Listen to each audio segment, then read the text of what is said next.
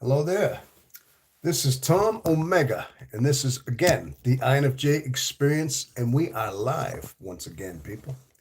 This is quite possibly the second most interesting talk show on YouTube. As far as number one goes, it could be pretty much anything. I just don't want to be number one. That's all. So we are. So anyway, we are. So let me get this pulled up here, people. So whoever might be coming on in here, we are. So let me get this is a sound check. Okay, this is sound check here. All right, let's turn that down. Had to turn the sound down. So yeah, let's wait for somebody to come on in here. Until then, I'm going to just introduce myself. As I said, my name is Tom, and this is the experience. And this is all our experience, basically, people. Our experience is what we have here. I mean, we are INFJs, and we are a rare, very rare personality type to begin with, as you know. And so we have a unique, personality for one thing, as you know. And being that it's rare, it's also a very complex and intricate, very deep personality. We're introverted and intuitive, so we spend a lot of time in our head. In fact, we spend a majority of our time basically in our head, and that's basically where we're living. So we are basically very introverted, but that makes us unique in the fact that we're so much in our head that a lot of times our reality, our external world, actually it takes a back seat to our introversion as well, because we got a very weak extroverted sensing world as well. Basically, the world around us is secondary to us. So a lot of times we have to focus very hard just on doing our tasks, our in the real world, basically. Yeah. So we have a lot of struggles going on. I mean, we have a lot of internal emotional struggles. We have that one as well. There's a lot of things that we have to master through the course of our lifetime. And a lot of people don't understand this. I mean, in fact, we don't even understand ourselves most of the time. That's the thing about this having this personality is that it's so rare, and there's not a whole lot of understanding, or not until recently. I'd say recently, probably in the last half of the 20th century and into the 21st century, especially now with the advent of social media. And we basically expanded our world in so many ways. We've opened up a lot of our world into um, the realm of just social media. So we can put ourselves out there. I mean, so a lot of times INFJs, we are finding each other. I mean, that's common with everybody on YouTube. I mean, everybody's has the ability to find their people, their club, their tribe, as you might say. But INFJs especially, we're glad that we have found our tribe because we need to know we're not alone in the world. And people, that's one of the beauties of YouTube, and that's one of the beauties of these social medias. And honestly, this particular um, well, hello, who is out there? Fazion, I see. Hello, how are you? I'm MRXXL. I'm saying that. How are you? I'm doing fine. Thank you so much. I'm glad that you are. I'm glad you're out there. Awesome. Yes. So we are basically so finding our tribe, finding our people is very important to us because so many times one of the fundamental things that we all have is the fact that we're so isolated and we feel so alone. We have nobody really to confide in, to talk to a lot of times, and so that's why these channels are so good and important to have along the way. All right. Okay. So if and now listen, just so you know, some of the guidelines here on YouTube on this channel is I try to be as interactive as possible. I look at your comments over here, and if you have any questions, concern, if maybe there's something that you want to know, something in depth, we can talk about it. Yeah, we can talk about it, and yeah, just express what it is that's on your mind in regard to your personality type, in regard to your life in general, basically. Yeah, and we can do as good a job as we can to try to troubleshoot it, try to remedy the situation. Just talk it over. Okay, we do that. All right. So, all right. But anyway, I decided to go vertical today. I did a live last night. I was horizontal, and I typically do those, but I do notice that when I go vertical and when I do this one, I notice the algorithm is completely different. Yeah, it's completely unique. So, but that's a good thing because listen, I'm hoping to reach new people out there. I want to reach new interests out there. I think it's very important, especially being that we're introverted and intuitive, and we're so rare. It's good to know we're not alone. This is what helped me along. Now I can say that because was my journey. Once I found out my personality type on YouTube here on an algorithm, I found out I learned as much as I could about myself. It was a massive relief to know that what I had, this personality, as difficult as it was, as painful as it was through the course of my life, I realized that it was just a personality type, a very rare one. And there's others out there. Now, it kind of broke my heart to think that everybody else out there, there's some other people that went through what I did as far as my life. But the thing is, that's who we are. But the thing is, that's what it molded us and shaped us into the individuals that we are as well. Okay.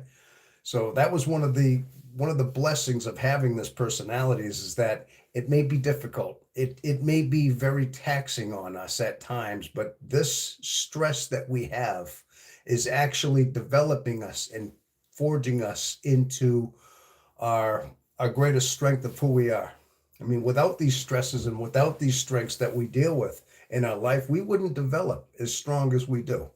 So these are some of the life lessons I've learned. I mean, is that it aren't these are necessary stresses for us to develop and to find our greatest strength and ultimately even our awakening in our salvation, depending on how it is you're guided and how you wish to be guided in your life.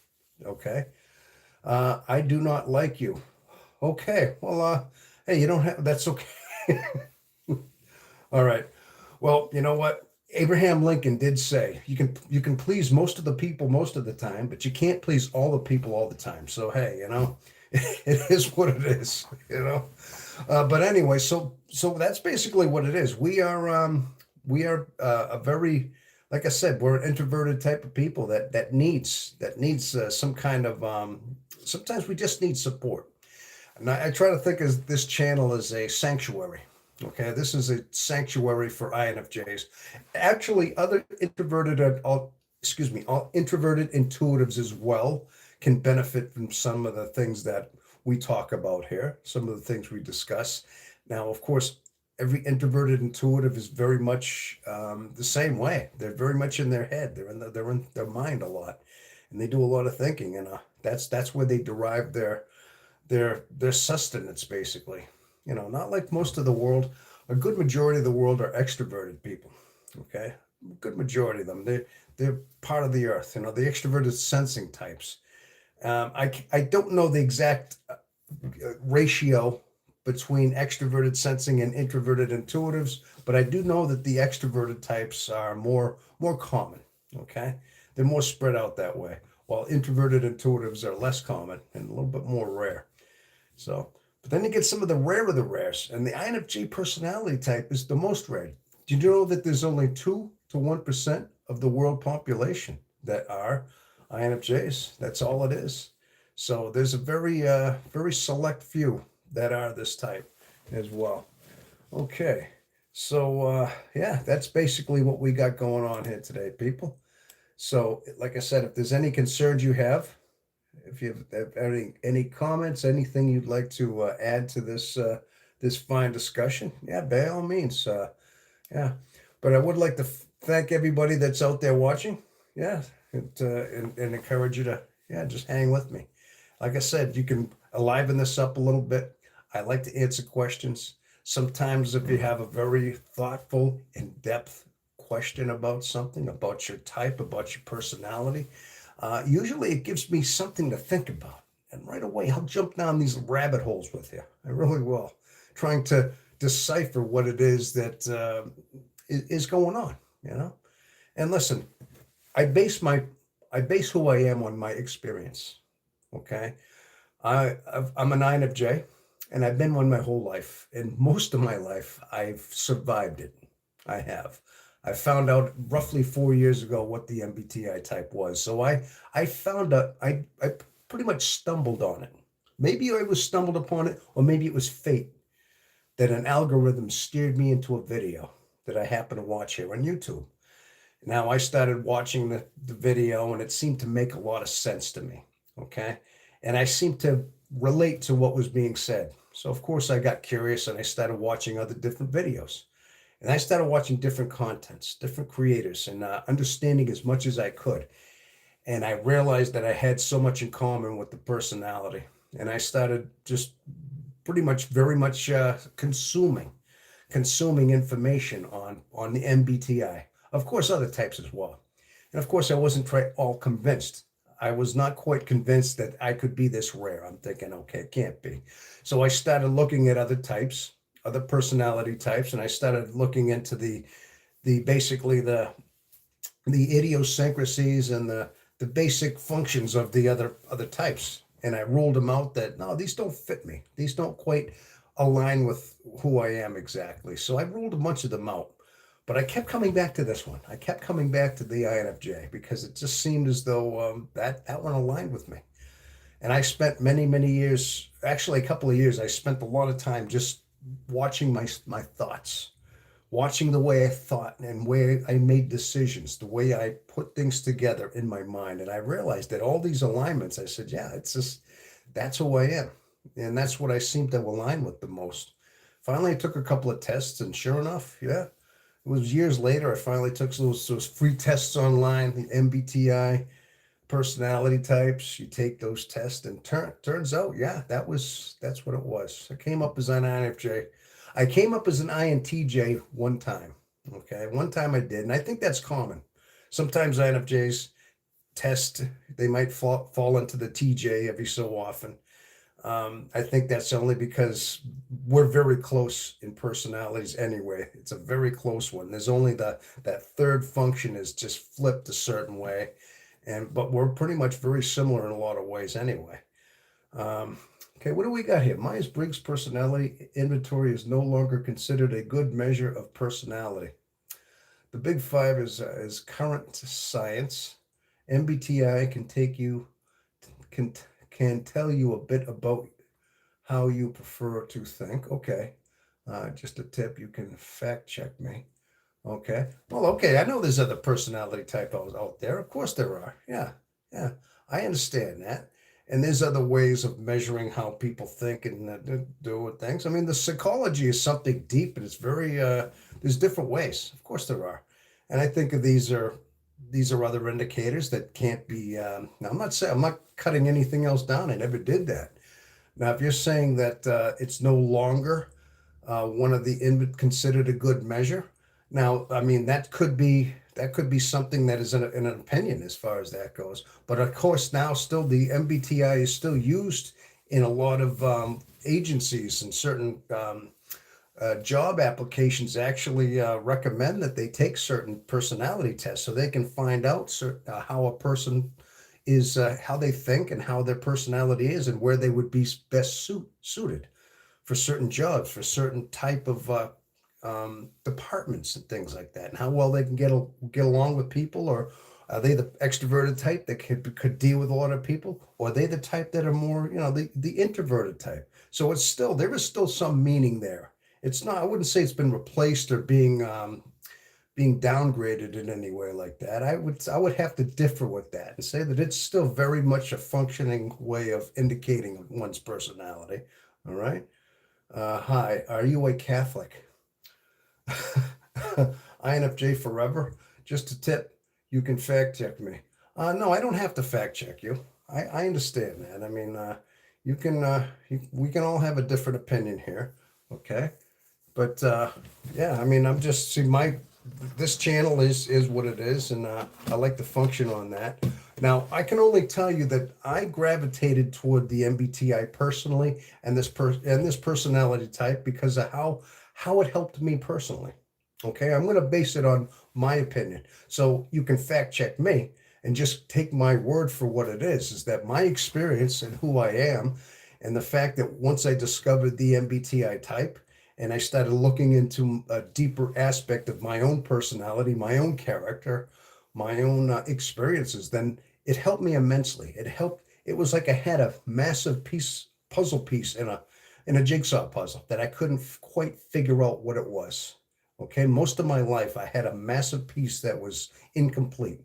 I found out what the Myers-Briggs personality was, the type indicator, and I started looking into it, and it seemed as though just understanding this personality as I am helped me complete a huge part of that missing puzzle piece. Now there's a couple pieces missing.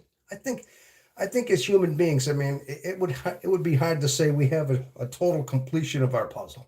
Okay, you got 1,000 piece puzzle. There might be a couple pieces off here and there, and you can't find them. But I had a massive piece of puzzle that I filled by understanding myself. So it helped me personally. Okay, so that's why I gravitate toward this myself. Okay, are you a Catholic? Well, uh, are you a Catholic? I mean, why does that mean something? Actually, I was baptized one. Actually, I am. I happen to be more of the Christian faith. I haven't really gone to church in a long time. I was baptized by my mom when I was a baby as a Catholic, and my mom was into that kind of thing. But I don't I don't follow the church religiously. No pun intended. Um, I don't regularly go to the Catholic Church. I don't do communion and mass on Sunday every Sunday. But yeah. Oh, okay. I could see some of you might be listen. All right, listen. So many people get asked questions. This has nothing to do with John. John, how are you? INFJ described me to a T. John, I know. I know that. Yeah. Um, some of this stuff, there's some of the hateful things being said out there. People, listen, we're adults here. We're adults, and we're talking about personality types, and there's no need to get guttural like that and get anti-Semitic. Come on. Now there really is no need for that. And typically, listen, this is not a political show. If you want politics, there are uh, many channels out there that would be very opinionated politically. I have my opinions, believe me, I do. I have my leanings, but I'm not going to go there because that's not what this is. Okay, so but somebody already asked me if I'm a Catholic. I already answered that question, so I don't know why that matters. No, but this is basically, like I said, this is mainly about, like I said, our personality. This is a lot about psychology and spirituality. Listen, I will put spirituality in there because that's part of our journey as well. But John, it's good to see you out there. I understand. Describe me to a T. Yes. Okay. So yeah, just a tip. You can fact check me. Okay. Are you an American last Iran was war supporter? Again, like I said, I noticed that when I go vertical, here I go. I get a lot of these. The algorithm changes. I've noticed when I do these vertical. I was really curious to see what was going to happen. All right. Listen, I am an American. Yes, I live in the United States, and I do support the United States of America. And I don't care what, I still believe it's the greatest country on earth. And a lot of people, I think there's a lot of anti-Americanism out there in the world, unfortunately. I still think it's a beacon and shining light on top of the hill, as Ronald Reagan used to call it. Okay, I still think it represents peace, freedom, and it does. It represents a certain characteristic. Now, do I think that Americans in general, I think there's some of them have fallen by the wayside, and I think there is some dysfunction in our country. I will see that. I see it every day. I think we have a very much of a problem in dysfunctionality right now, and I think that we've lost a lot of our spark. a lot of our soul in some ways. I really do, but not everybody. I still think that there is. I still think that there is a draw um, to decency, to freedom that we still represent. That I think is should be a. It doesn't just testify to our country; it testifies to what we have within our soul. That was supposed to be the representation of what the United States was, what the founding, what it was. It was is that there was a yearning in the heart of the human being, a yearning to be free, a yearning to be free and to live free within within the confines and not to be under the oppression of anybody, of any government, any dictatorship, anybody. Now, or a monarchy for that matter. Okay, as you know, there was a revolution to basically break away from the British rule, which we fought for. But these were unalienable rights that were bestowed to us amongst God, not just amongst others. This is what this testifies. This is what's supposed to testify to who we are in our heart and our spirit. And that was the reflection. And that was what the basis of what the founding of the U.S. Constitution and the Bill of Rights is all about. But basically, that's what it is. I do believe in the spirit of America. I do believe that it's been tainted and it's been corrupted in some ways. I'll admit, because human beings do that. This is the human beings that tend to do this kind of thing. And but hopefully, we're not going to fall by the wayside the way the Roman Empire and the way the Greek empires did. That we don't repeat these stumblings of our human natures all over again. This is what we were supposed to have learned from. And we're supposed to be in the learning process as well in this country, seeing that we stumble sometimes with our, we falter, we stumble, we make bad decisions, we elect bad people sometimes, corrupt people sometimes, and we're supposed to learn from this and we're supposed to correct it. And that was we the people. We're supposed to have that kind of voice in our republic, our democracy, you might say. Okay. We do not need division, John. Absolutely right. We have Frog Pond School. I've seen. Hello again, Tom. It seems you were taking some hits today. You think? How do you feel about that? Hey, you know what? You know what? Um, all I can say is, in order to be the matador, you got to face the bull. You know what I mean? In order to know how to deflect a few shots to the face, you got to know how to deflect them and dodge them, right? Yeah. So I think every so often you have to be tested. You have to be tested. You can't just always have it easy. You have to have people that are going to confront you. Okay, but it's all part of building us to who we are. It builds our strength, our character, because it's a challenge. I think it's what I think it's got to come out every so often. But I'm glad. But good point though. People just getting jealous of his channel. I don't know about that. Maybe you think that would be it.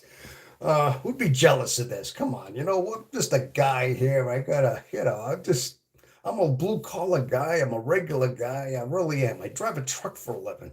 I know maybe I don't look it. I get this look here and I'm talking to you, but behind the scenes, I'm a regular guy. I really am.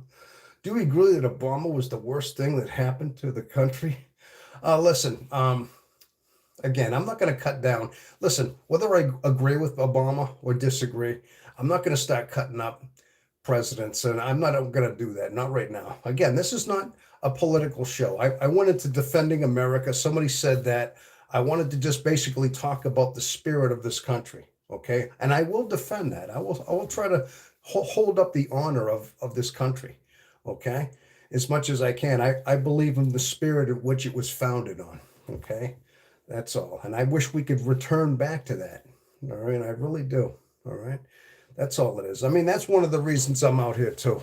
So, and I know not everybody's from the United States, and I know there's a lot of vicious propaganda, and there's a lot of bias in some ways in our country and other countries. But it's unfortunate that it is like that. But dude, you look exactly like a truck driver. that that thrift store jacket and Hanes t-shirt. I like that. Hey, who's that? Lobster. Hey, I like that. Hey, I like the way you did that. Hey, I can take a little bit of a thrift store, huh? Really? Actually, I got this at Men's Warehouse actually about 5 years ago. I got a pretty good bargain. I mean, it wasn't from a thrift store. This was a nice blazer that I got. I got it. Yeah. I mean, Men's Warehouse, they got some good stuff in there. I mean, they got like suits and stuff, really cool ties. I mean, they got some cool, I mean, really like nice stuff in there, But that's where I got this from. But actually, I did. I specifically got it because I wanted to have a little bit more of a, look pretty good in situations. Was that the only color they had? This was the one color I liked. I liked that. So, Lob Lobula 956. Yeah. No, there was some other ones, but this is more of a corrugated. It was just a nice kind of a. I just enjoyed it. That's all. But I'm glad you thought it was a thrift store thing, huh? Hey, that's okay. You can razz me. I can take it. I can take it. All right. Yeah. F.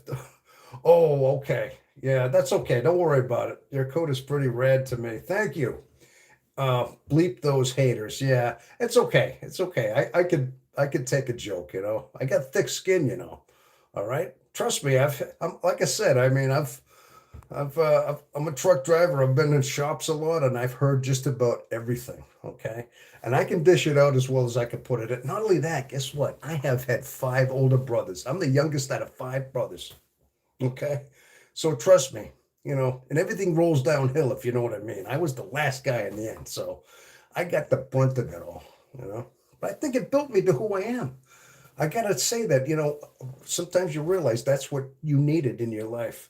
Attack is on your attack on us. Attack it. Oh, yeah, no, yeah. Oh, okay. Well, then, yeah, well, you must have a good looking dog then. You must have a really, really gorgeous dog if this is the same color, man. That must be a real handsome dog you got. I'll tell you. There you go. I'll bet he doesn't shed much either. He must be one of those well-groomed dogs. Yeah. Well, thanks. No, but bottom line is people, yeah, so this is, like I said, if anybody has any questions, I mean, I would imagine that the algorithm steered you here. I would imagine that this is something that you were steered into. I mean, does it have anything to do with what the niche of this channel is? As you know, this channel is about psychology. It's about personal development. It's about personal growth. It's about believing in yourself. And above all, it's about the introverted intuitive mind having a place of refuge, a place of sanctuary. That's basically what I offer. In particular, of course, the INFJ, which is the fundamental one. But this is also um, basically the introverted intuitives, where we get to talk and we get to understand each other, understand our mind, and where we build up a sense of community here. Okay, a sense of relief from knowing that we're not alone. All right, and that yeah, we can thrive and function very well here. Despite the fact that we're very introverted, occasionally we have to know that we're not alone. That we have each other out here, and that's what this is all about. Okay, that's basically why I go live. Of course, yes, I'm trying. Obviously, I want this channel to succeed. But what keeps me going is the fact that your comments out there, when I see you return, and some of the like I said, just the reoccurring subscribers that come in, and some of your comments. I mean, it inspires me to keep going. It inspires me to keep forging on. All right, because I want to make a difference. Bottom line is, I know it made a difference to me. YouTube helped me find out my type, and I know how much it helped me. So I'm trying to give back. So that's why I stay here. Okay. Definitely not boring today. Oh, I was boring the other day, wasn't I? There's a couple of times ha ha, he, love it. Well, thanks a lot, Frog Pond School. I like that name, by the way. How can you inspire? How can I inspire you to get a different jacket? Oh, okay. Well, you already have, because I got other ones. But you know what? I like this one. You know. The funny thing is, if I wore a ratty old shirt, you'd tell me how poor I was, right? But I wear a nice shirt, and all of a sudden people say, "Yeah, it's like now it's a ratty jacket." That's okay though. That's okay, you know. Um, people crack me up sometimes. You really do, you know. That's okay. Uh, but bottom line is that's it. But if anybody has any questions about their MBTI, about if you're an INFJ or introverted intuitive, if there's any questions you have, any concerns, even if you saw a video, maybe you saw a video of mine, and maybe are you want me to give you a little bit more of a clearer explanation as for what it is. If you'd like me to elaborate on a certain topic I've had, I'm all ears. Well, not all ears. I'm just got two, but you know what I'm saying, right? You know what I'm saying? So, yeah, but that's basically what it's all about. And I didn't know if anybody saw my latest. I just put out a short a few hours ago. I just was inspired to put one out, and it talked about the psychology of the INFJ, and it just kind of it's something I've been thinking a lot about, and I think sometimes I like to think that I try to figure out my own mind, the way I think, and a lot of it's based on who I am. When I talk about psychology, I'm basically, I mean, I'm somewhat basing it on your comments and some of the conversations I have with you. But the thing mentioned today was about psychology, was basically the INFJ and how we, you know, we go through bouts of our sadness and loneliness and depression. And we go through our isolation areas where we basically self isolate. Now, this is one of those known tactics. This is a healing tactic that we go through in our life, is that we self isolate. Like if we're maybe something happened, a betrayal, a death in the family, something devastating has happened to us. Or maybe we're just going into bouts where we can't figure ourselves out. We're going into these confusing moments in our life. We tend to self isolate, and we spend a lot of time just retreating into our mind, into our own mind. I call that the bunker zone. And typically we're sad. We might go through bouts of depression, and during this time we may do a lot of praying, meditating. We're doing a lot of quiet time. We're trying to figure ourselves out. We're trying to heal, trying to rebuild. And so a lot of times we go through this life, and being, especially as INFJs, without we're still being oblivious to who you are, or who exactly we are. We do this. We tap into ourselves, trying to basically find those missing puzzle pieces, as I've described before. This is basically what our bunker zone is. We're trying to figure ourselves out and figure out our mind, the depths of who we are. And a lot of times we get very spiritual about this too. Now, my point was is that what happened is that we've learned this at a very early age. When we were children, let's say we were, most of the time, it's well said, it's known that INFJs and most introverted intuitives in general, they became introverted and intuitive because of the fact that they were kind of put there. When they grew up, they didn't have a parent or a network of a, let's say, adult support parents to confide in, and they weren't getting the right advice, the right questions. They were not comforted like they should have. Maybe there was an absent parent. Maybe there was just parents that were just not filling them with the right thing that they needed. So they had to go deep into their own psyche. Their own sadness became their own isolation. Okay, but they had to figure it out. Now this is a known thing. This is usually accepted as to what the part was, because a lot of times INFJs said they had a very a lonely childhood. They were alone a lot, and they spent a lot of times just drifting off alone, trying to solve their own problems. So this is well known. Now, through the course of the life as the INFJ, as we grow up, we go to these bunker zones quite regularly, and we try to figure them out. Now, they may be bouts of sadness and loneliness, depressions, but why we're doing that is the fact that we're looking for a sense of embracement within ourselves that we found as children, because that's what we were doing as children when we were alone in these isolations, trying to figure out our life because we had nobody to confide in.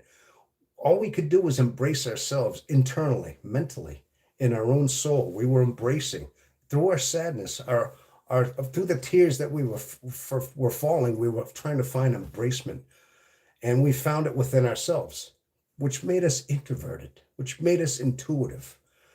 So now, through the course of our life, we tend to drift back. We come back into these isolation zones, and we go back to this because it's a sense of refuge. It's a sense of embracement that we're finding. Even though it's painful, it may be sad, it's lonely, we tap back into our sadness. It's like our sadness is linked to our embracement of our comfort. We found comfort in our sadness and our loneliness in that way. So we tend to drift back into that through the course of our life. Yes, we are trying to forge on and figure out exactly who we are exactly, right? But at the same time, sometimes we may even put ourselves into these sad zones every so often because we need a sense of, we need something, that whole embracement all over again. So, but the thing is, having an awareness of this, just knowing that these manufactured bouts of sadness could be what we're doing in order to just to find a sense of like completion. But it dawned on me that I think I've done that before in my life. I've thought that could be part of why we drift back. Now, awareness and understanding these moments that that's what we do sometimes can just help ease us to understand that that's why we're doing it, just by being aware of these things, these psychological drifts into these bunker zones. Now, sometimes they're legitimate. A lot of times we need them, and we do grow from them. We do find embracement from that. But sometimes we might be our own victim. Sometimes we might even put ourselves into our own victim mode, and we put ourselves there. We manufacture our sadness in order to have that that whole thing of basically like finding some kind of like finding an embracement, finding a sense of like love, and but it's within our own psyche. So that's how deep the psychology of the INFJ goes sometimes. And this is things, sometimes we may be oblivious to this. But that was basically what it was. That was what the short was. I did that in about three minutes, okay? Tom, take a deep breath. Relax for a few seconds.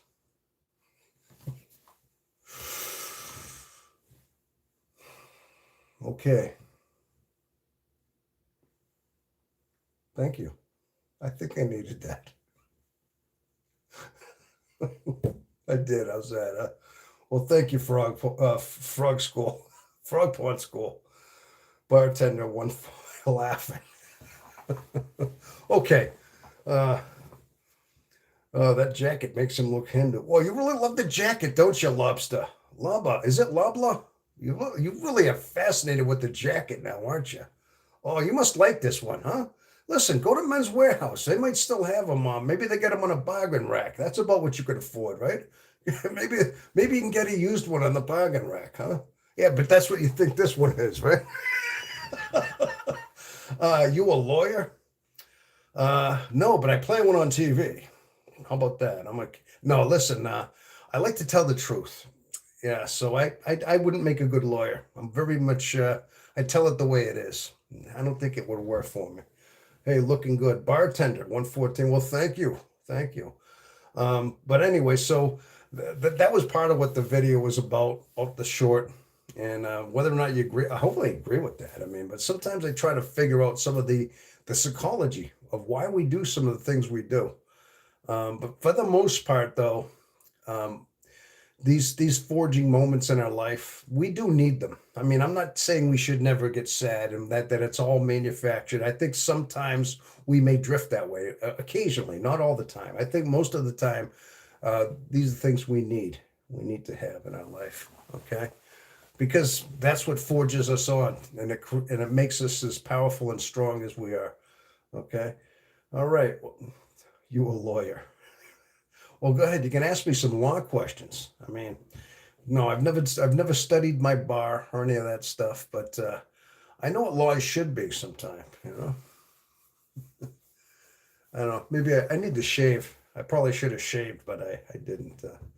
So, but if anybody has any questions, any concerns about their, if anybody has any issues, listen. If you have any If you want to ask me a question, a heartfelt question, I'm sure, and I bet you there could be some of us out there, some of the, believe it or not, some of the ones who are texting here, some of the subscribers, whoever might be here, some people are very insightful. I've actually learned a lot from you as well, and sometimes you might put up a text or something, an answer that is brilliant. I've seen a lot of that happen. I learn a lot from you out there as well. All right, I'm not just the one telling it the way it is, because I think INFJs in general, I think there's so much wisdom. There's a plethora of wisdom that is untapped. And when the opportunity arises for an INFJ to rise, when they're actually going to be listened to, and what and things that they usually keep in because they figure nobody really cares. Most of the time, we keep to ourselves. We know things. We have a lot of insight, and we could help a lot of people if they just listen. But a lot of times, it falls on deaf ears, deaf ears. And so many times we're misunderstood. So a lot of times we keep in.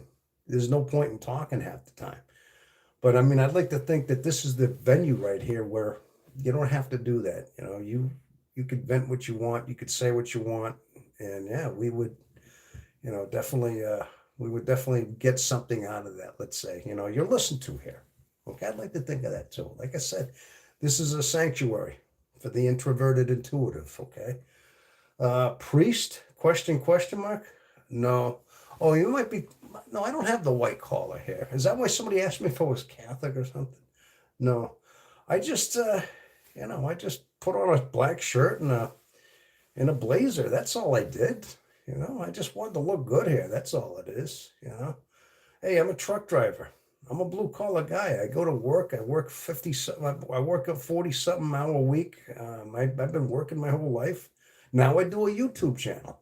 I come here on YouTube. I do a live. I do some videos. And it's what I like to do. You know. And I mean, I'm eventually hoping that YouTube, I like to think that my channel takes off, of course. And anybody who's part of this is all like, we're all part of this. We're linked together. If you're a subscriber here to this channel, I mean, it's all our channel. This channel would be nothing without you. I'm just the guy who does all the talking. I'm the face of the channel. I mean, but mainly the people that subscribe and actually subscribe and contribute to this channel and get some benefit. You're what make it. You make the channel what it is. No, that's a Hindu jacket. Oh, okay, really? Okay. All right. All right. Oh, Laba, you are obsessed with this jacket. Really? Yeah, okay. I'm glad you like the jacket. You I guess I never realized it made that much of an impact. You like it that much, huh? Okay, awesome. You know, what's talk it what talk it been talk here? We're talking about basically, like I said, this is called the INFJ Experience. We're talking about the MBTI personality type. That's basically it. And we basically, it's about psychology, and it's about basically self-help. It's about self-help, and just about understanding ourselves better, understanding our personality type better, because that's what it did for me. Because it got me to help me to understand myself.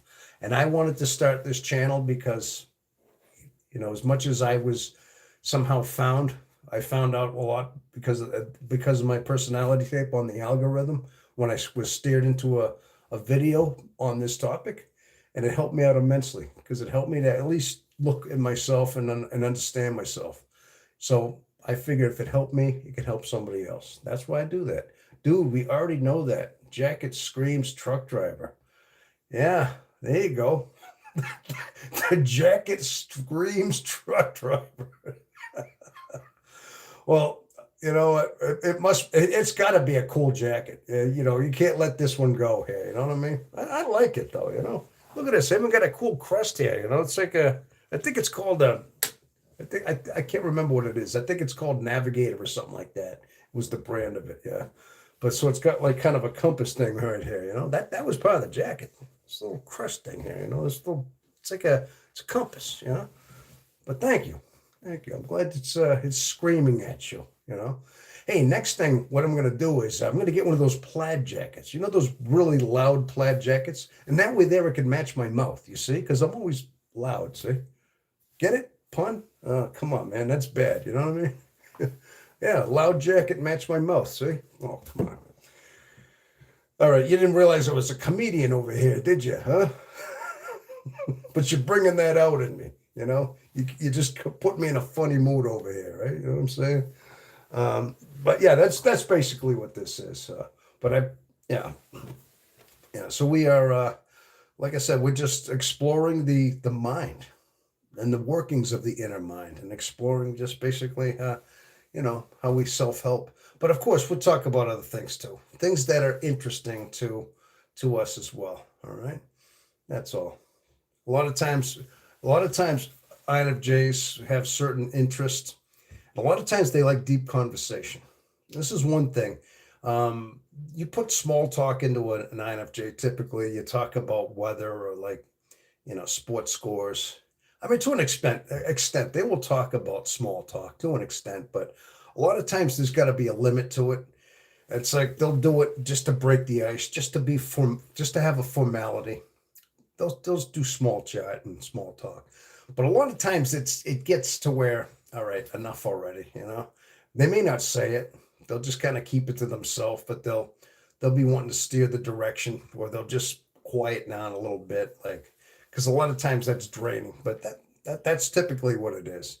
So a lot of times INFJs, we like that deep talk, deep conversation. That's why I try to keep the conversation going that way. That's all. Okay. So yeah, but if anybody's out there, okay, if they want to like ask a little bit more questions, not just about my jacket, but my fashion sense over here, it's like, they can ask other questions if there's anything. Are there are there any INFJs out there? Is anybody there who's drawn here by the MBTI type? And if so, if you've tested, or if you believe that's what you are, is anybody out there like that? Or do I just have a lot of hecklers over here? I feel like that. Sometimes the comedian, he gets up on stage and you get the guy up and say, hey, I like your jacket. Hey, it looks like it belongs on a bum. You get the people in the crowd. They're all gonna heckle you. It's like, I feel like that's what you're doing right now. So we got there. Hello there, Corundal Winkland, Wickland. And what is that? Looks like a star with looks a little symbol there. Not sure what that is. Okay. Um, yeah, but like I said, I mean, it's more than just that. I mean, I'm just hidden. Hey, Harp. Hey, haven't seen you in a while. Hidden Harp. Hello again, Tom. Hello, Harps. Good to see you. Yeah, I've done a few lives. I've missed you actually. I did one last night and a couple before. I haven't seen you for a few, but it's good to see you out there, Harp. How you been, man? How's everything going? Okay. Good to see you. Do you go to church, sir? Somebody asked me that already. Somebody asked me that. Paula, uh, I have the flu. Oh, you got the flu. Oh, that's a shame. You don't have was it COVID or just the flu? I mean, yeah, that'll knock you out a little bit. Must have taken some time off of work then. Flus are they wipe you out a lot. Do I go to church? Church. Actually, I'm going to be honest with you. I don't, but it doesn't mean that I don't have faith. I like to think that I'm a spiritual minded man, and I think that my church is sometimes within my soul. You know, I think a lot of times we don't necessarily have to go to a building and go amongst other people. You can keep your faith in your heart as well. I mean, you can keep your faith just by, practicing, living a good life, and watching your own thoughts in your own way and praying to God. God doesn't always recognize just who goes to church to a building. He sees our soul as well. Hey, Jethro. Hey, there you go. Hey, we got harps out there. We got Jethro. Hey, they're coming in. There you go. Yes, I want you to have faith in God. That's all that matters, sir. Well, yeah, that's all. Yeah. Um, So that's important to you. If I said I didn't, so I mean, I'd say it's more like I like to think of myself as a spiritual based man. All right, that's all. Okay, but that's good. So, Paula, indeed, you're absolutely right about that. So yes, well, thank you. Let's see, light worker here, light and light to you. Oh, a light worker, huh?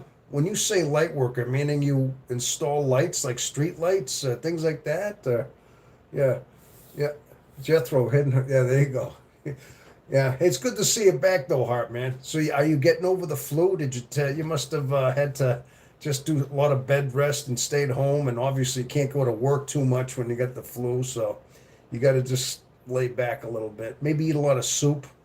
Maybe, maybe eat some fish water. Hey, there you go. Eat some fish water. That'll help you out there, Harp. How about that, huh? Slowly but surely. Yeah. So. I don't know if veg water is good for that. I just threw that in there because we talked about that before. That's all, you know. But no, but that was a good question just to know if we went to church. But no, Tom is the church. I don't know if I wouldn't go that far, Harp. I mean, I'd like to think that this is a sanctuary for INFJs. I wouldn't consider it like a church. I think it's more of a we have a place, a sanctuary to go where we're not misfits here. We're we're like in the same level. We're not weird here. We're not the oddballs. We are together, and we kind of think alike. Okay, so we're accepted here. The INFJs are typically like that. A lot of times we go through life feeling misunderstood, feeling like we're out of place, feeling we just don't have a click. I mean, we might have friends, but deep down, he's a good guy, but he's a little weird. He's just a little. He's got his own quirks and ways. Good guy though. That's usually what people say behind our back. But they're just a little bit weird and eccentric. I mean, trust me, my intuition tells me what they're saying behind my back. I know what they're saying. You can tell the looks in their eyes when they're what they're thinking and saying behind you. You just know that, right? Detain me, pleaser. Let's see. Earth angel for a source Christ in spirit realm. Okay. You should read the Book of Mormon. Okay. Are you a Mormon, Latter Day Saint? Uh, I have to put a little whiskey in my tea. Whiskey helps with that, huh? No, I'm not a Mormon. Now, I know that the Mormon has its own. It's a very popular religion. I know that, but no, I'm not. I'm not one. No. Uh, it's a sequel to the New Testament, and Jesus preached in the Americas. Yes, I knew that. I know what it's about. It's a fact that there was a whole hidden lost text that Jesus actually, after his ascension, after he ascended, he didn't go right to heaven. He came to the Americas, and then he had his own ministry, and he preached to the Americas. Yeah, I knew that. And there's some Native American tribes that said that there was, somebody that a deity type figure came down for a short spell and spread the gospel to them. Yeah, I know that, but I need I need this more than ever. I can't stand other types right now. Okay, Jethro. I'm going through it today. I'm more burned out than ever in my entire life. Oh, really, Jethro? You're burned out. You must. Is it your job? I know you said you're doing DoorDash. Sounds like. Listen, I know Jethro. You've said that you've had some. Sounds like you've had a couple of stressful months, and I know you're going through a lot. I know you had to get a. I think you just recently got this other job. Something happened with the other one, and it sounds like you got a lot of stress and you're having to keep things going. You're probably working a lot of hours, and you said your car is suffering because you're driving it all the time. Yeah, I'm sure you got a lot. So it's not just internal things. You're probably thinking a lot about, how long's your car gonna hold out? How long's, what before you need tires and brakes and oil changes and all the, I'm sure you got a lot in your mind. Financial, and being that we're overthinkers, you're probably just letting that weigh on you. Believe me, I've been there. I mean, I sometimes think too, like, I got a mortgage, I'm trying to pay for this house. I have a certain limit that I have. I mean, I'm doing very good. Trust me, I'm doing okay, but I got to keep going to work all the time, and I got to work for it. But, just regulating money, spending certain ways, not overspending. Yeah, it's budgeting things, and also just keeping a good sense within myself spiritually, trying to keep my spirits up. I mean, there's a lot to think about. So hopefully, you find a certain level of relaxation. Maybe always got to set aside a few minutes a day, maybe 20 minutes a day, and center yourself. Always try to find that inner stillness, that center within yourself, at least once or twice a day. As much as we have all this going on, man, don't get caught up in those swirling thoughts. And yeah, that's all you can do is just do your best. That's all. But yeah, you need this more than ever, right? They're talking. Okay, then we got Lobla. They're talking about that jacket behind your back. You're still talking. No, you listen. I don't think anybody else is talking about this jacket, but you, Loba. I mean, you love this jacket that much, don't you? Okay. I mean, I got to take that as a compliment. I really do.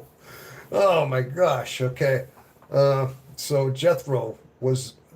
Oh, let me see. Zarin 770. Hello there, Zahar. Was that the mood killer? No. More than anything, I need to talk with another INFJ. I've helped people my whole life, and I've always been strong. I'm just tired of being strong by myself. Okay. Yeah, that's like I said, man. I just tried to tell you, man. At some point, I listen. You're regular, and you're here. I see. We talk a lot, man, and you help me out. I want to express my thank you for that. You helped me out with like just telling me things aren't private and public. Yeah, they don't say. So you kind of set me straight. So I'm trying to think that I'm glad that you know, but it sounds like you got a lot in your mind. You told me about the job, and I think that's like I said before, man. You just gotta um, hopefully, hey, how's the noonchucks? By the way, hey, have you been doing your noonchucks? Maybe you haven't done those. I thought you did the noonchucks and they kind of helped you center yourself. I just remembered that. Tell me, Jethro, are you doing those chucks? They helping you? I didn't know, man. You said you found some kind of, they helped you center. Maybe you haven't had time to do those because you're working too much. I don't know. Just asking, you know? Yes. Okay. So yeah, that's one good thing about knowing you out there. Okay. So, right. So, but a lot of times that's something we all have to do now. Yeah. It sounds like we sometimes have to find that little bit of centering time. Now that's very important, people, is just to find certain times during the day where we center ourselves. Okay. You might call it prayer, meditation, just sitting quiet, sitting still, just separating your thoughts from your soul, from that inner self that you have. And it's okay. I mean, every so often, I mean, that's where that's where we just find a sense of peace temporarily, just find a quiet stillness in our mind. And this is very important, just to find that stillness. And a lot of times just things derive from that. You're kind of clearing the cobwebs out of your your um your mind, out of your soul a little bit. A lot of times it gets murky, it's cloudy. When we get too confused, when things get too chaotic, things cloud us and we don't see clearly. So it's important to just kind of settle down a little bit, clear our mind, find that inner stillness. So we kind of just clean our lens a little bit. So we're receiving a good source of like inspiration from our spirit, from God, basically. When we keep that conduit open, I guess you could say. I mean, these are figurative ways of speaking, but in a sense, that's what it is. I mean, we're letting in. We want that shining of our spirit to guide us, and not just be caught up with the swirl of the world in our mind and our thoughts. And that's what we have to do. That's why it's important to find those moments of stillness and quiet. I had the other day. Uh, I had the other day chuckling. I had to the other day. Chucking did help, but I am really burned out. Oh, okay. Is it? Yeah, burned out. Yeah, because you're working. You're probably trying to just, I mean, is that, I know you're doing the DoorDash thing. Is it like you have to put in a lot of hours and a lot of deliveries to make ends meet just to keep the bills paid? It's probably something like that. And then of course, like I said, the you got a lot of things you're thinking of.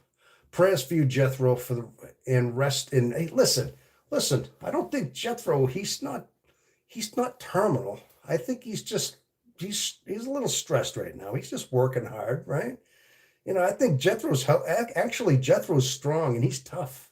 This guy's, if I remember right, he's the guy he's tough, man. He does noon chucks and he's the type of guy that the Chuck Norris type. I keep thinking he's like that. I wouldn't mess with Jethro, just from what I've heard about him. You know what I mean? Don't mess with that. So he's not resting in peace.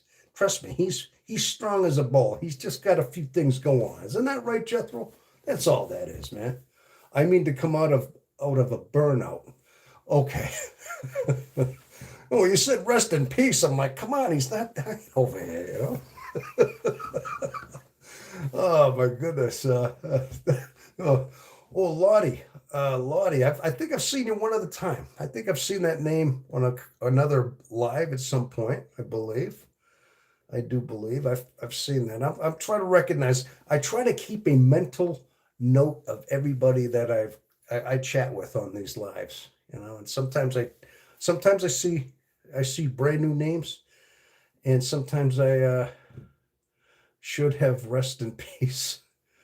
Uh, yeah, but I think I have. I've seen that name before. I know I've seen that a couple of times. Yeah, but that's very important. But sounds like some of us are just yeah, we're going through a little bit of a burnout sometimes. Okay. Now listen, people, I didn't say much about it, but the last month, I kind of kept it quiet, but I had kind of a medical procedure I had to have done internally, and it came out. It was successful. It actually was something I had to do. It was something that was plaguing me for a little over a year. I had to have and that's why I took a month off about a month ago. I've been back to work for a couple weeks, so I'm actually back to work and I'm feeling great. And whatever they did in there actually seems to have helped and improved me. But I had to take some time off. I didn't want to say much about it because I just didn't want to. But yeah, but I had a little bit of that stress too, so I had to take some time off, try to get like short-term disability, and I had to use up all my vacation time and stuff. But sometimes you got to do that stuff. You got to factor in some of these recover times, things like that. Uh, as you can see, people, look at that. See, look how dark it is out in my backyard. You said when I started this, you see how it was still light. Look how dark it got out there, huh? Okay, I'm gonna go close my drapes. Can you give me 1 second? Give me a second here, people. I gotta get up and close my drapes here, okay?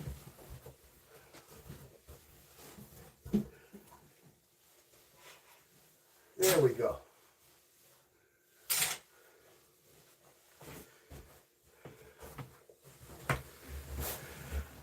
Okay, no cracks about my backside, anybody. All right? I know somebody's gonna. All right, I know. Listen, I just went ahead and okay, so we went ahead and closed the drapes. That's all. It does get dark still. I mean, what time is it right now? Yeah, it's a little after 7 o'clock. So I'm up here in the Northeast, so I see the darkness first up here. You know, but okay, what were we talking about? Oh, okay, Jethro. Talking with other INFJs is the only thing I got right now. Thank you for having this channel, and it's pulling me from the edge. From the edge? Okay, well, that's good, man. That's good. I hope. Yeah, I mean, if that's why that's why we're here. Like I said, it's if that's what's helping you out, then well, definitely, Uh, yeah, sounds like you got a little bit going on in mind there. But yeah, okay. So, but anyway, so yeah. Oh, just to let you know, as of now, this the channel is at this moment at 238 subscribers. I just lost somebody. Somebody just ducked out on me not too long ago. Why would see? That's what I mean. Yeah, listen. Sometimes I wonder why that happens. Like I said, sometimes I don't know why it is, uh, but occasionally, You lose a subscriber here and there. You know what I mean? And I do have that happen sometimes. I used to take that kind of personally, like, what did I say? What did I do? But it's like, it's happened before. Sometimes you get people come in, and then somebody backs off. Sometimes two in a row, So it's like, all right. So when I started the channel, it was one more, but at 938. So yeah, we're still. I mean, we're getting close to that 1,000 mark. Still a small channel, still a small one here, but bottom line is we're still forging forward with that whole thing. That guy sounds like an INFP. Oh, okay. Now, what gives you that idea? Can I ask you a question? Why is that? I mean, am I kind of spontaneous, a little jumpy, or what? Now, maybe I spawn. Hey, let me ask you this: INFPs a little more funny? Are they a little more like less serious? Or what is it? I don't know. Or either that, I'm just chameleon to be looking like one. Maybe that. Did you ever think that's it? Just chameleon it. This could be just a whole big thing going on here. I don't know. I'm just kidding, people. I'm joking. Uh, no, listen, I've actually ruled that one out.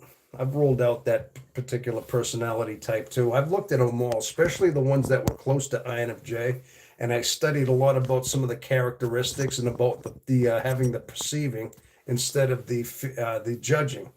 And I definitely, when I looked deep into that personality, I had to rule it out and say, no, I don't match that one, you know.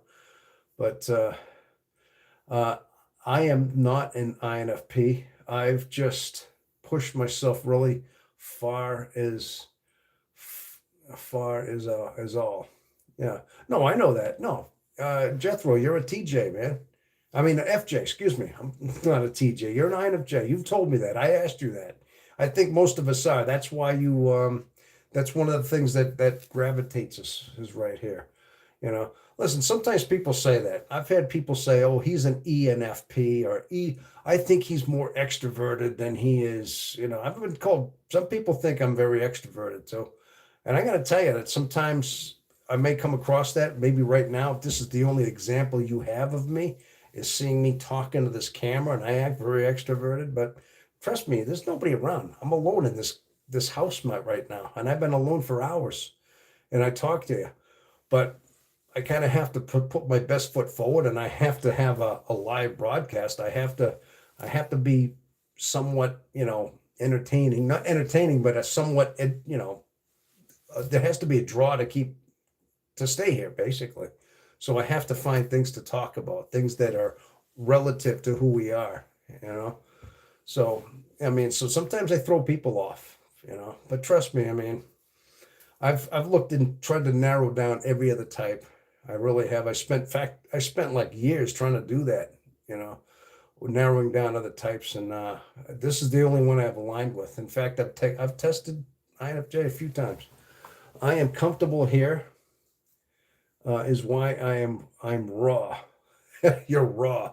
Well, that's good. That's good, Jethro. That's good. And like I said, you're like, yeah, you're always, it's good to see. I'm kind of, sometimes it's like an old friend, sometimes when you come in, all the ones I see, the regulars as they come in, it kind of brightens me up to see some of the, like your old friends in a way.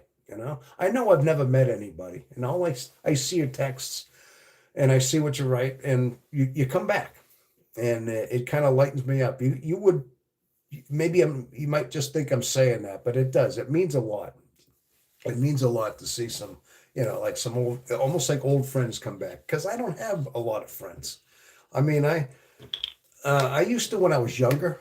I used to have friends when I was probably a teenager in my 20s. I had friends, but when I started, moving away, and when I moved to New Hampshire, I moved here 31 years ago, and I never really, I never, what I was gonna say, I never really gravitated to getting a lot of new friends. When I moved, like I was 30 years old, I moved to New Hampshire. I was only from the Boston area. I moved from Massachusetts to New Hampshire, and I never met that many people. The most people that I'd met and had some stuff to do with was basically people I worked with, was just work associates and things like that. And that was mainly it. I mean, I never really hung around with any of them. It's not like we became friends. I mean, but I mean, you show up to work, you work in a shop, you dealt with the guys you work with, you kind of built a little bit of a bond. Some of these guys you knew for years, if you worked for the shop for years. That was the extent of my social friendships, I guess you could say. It was just my work associates. But in a sense, that was, almost like, not, I wouldn't say forced, but that's just part of who you are.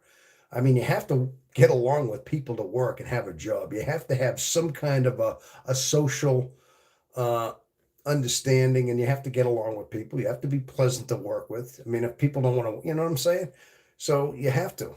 So, and of course, you got a little bit of a friendship there, but that was about the extent of it. So, but bottom line is, I don't have a lot of close friends. I guess that's kind of typical. A lot of times we don't have a lot of that, do we? And again, some of the friends I had when I was a teenager, some of the ones I had from way back, everybody, I haven't seen a lot of these guys in years. Funny thing is though, right? I used to be on Facebook. I still have an account, but most of my friends were like some of the old childhood friends that I had, ones that I remember from way back, basically just literally childhood friends when I was 10, 20, 10, 11, 12-year-old friends, even up into my teenage years and 20s. That's my Facebook. Everybody on Facebook were my old friends. Even like mothers and stuff, like the mothers of some of my old friends. I've even got to be friends with some of them who just remembered me being a kid. But that's about the extent of my friendship. Okay. So I am comfortable here. That's why. Okay, so back to what we're talking about. Yeah, we're doing well. We're doing well. Hey, we have 8 thumbs up. We have 8 watching. Well, hello there, 8 watching. So, but if anybody has anything like now, Jethro, hopefully, yeah, man, just hopefully everything's goes well, man. Like I said, yeah. But like I said, all I can say is just try to keep your health, man. Yeah, eat good too. I hope you're eating good food. I know you're at DoorDash and you're getting a lot of restaurant. Now, this is another temptation you got. A lot of times when you're delivering, if say you're doing like that and you're running in and out of fast food restaurants, don't get caught in the trap of eating that stuff. I mean, I know it's fast and it's quick, and that stuff it's good. It's good every so often, man. But you can't live off that stuff. And sometimes eating a lot of fast food that will bog you down. I mean, hopefully you're not doing that, but if you still gotta try to eat good foods. You eat a lot of good green foods, eat your spinach, eat your proteins, eat your good foods. Don't eat a lot of fried foods, not a lot of cholesterol foods. Good. Just try to eat good. Try to drink lots of water. Now, even just eating well will help keep your spirits well, because sometimes when you get run down, you get burned out, exhausted. It's in how we're eating as well, and you might be drawn to eating a lot of that fast food stuff because of the job you're surrounded by. So really, man, you got to be conscious of these kind of things as well. So a lot of it has to do with keeping your mind good, but you also got to stay healthy and eat good foods too as well. So hopefully you do that as well. Okay, definitely. Yeah, but as far as the channel's going, I like to think that this is after 10 months of being on this channel. I started this channel in June, that we're finally beginning to and things are starting to like trend to the right direction. I mean, the subscribers are going up. It's getting to that point, getting close to the 1,000, and the numbers are there. I've noticed that these lives are really taking off, and I enjoy the lives. That I feel like I found a niche in a way. I feel like I found something I'm very comfortable doing. I do enjoy the lives more than almost anything. I mean, occasionally I like to record the videos and the what do you call it?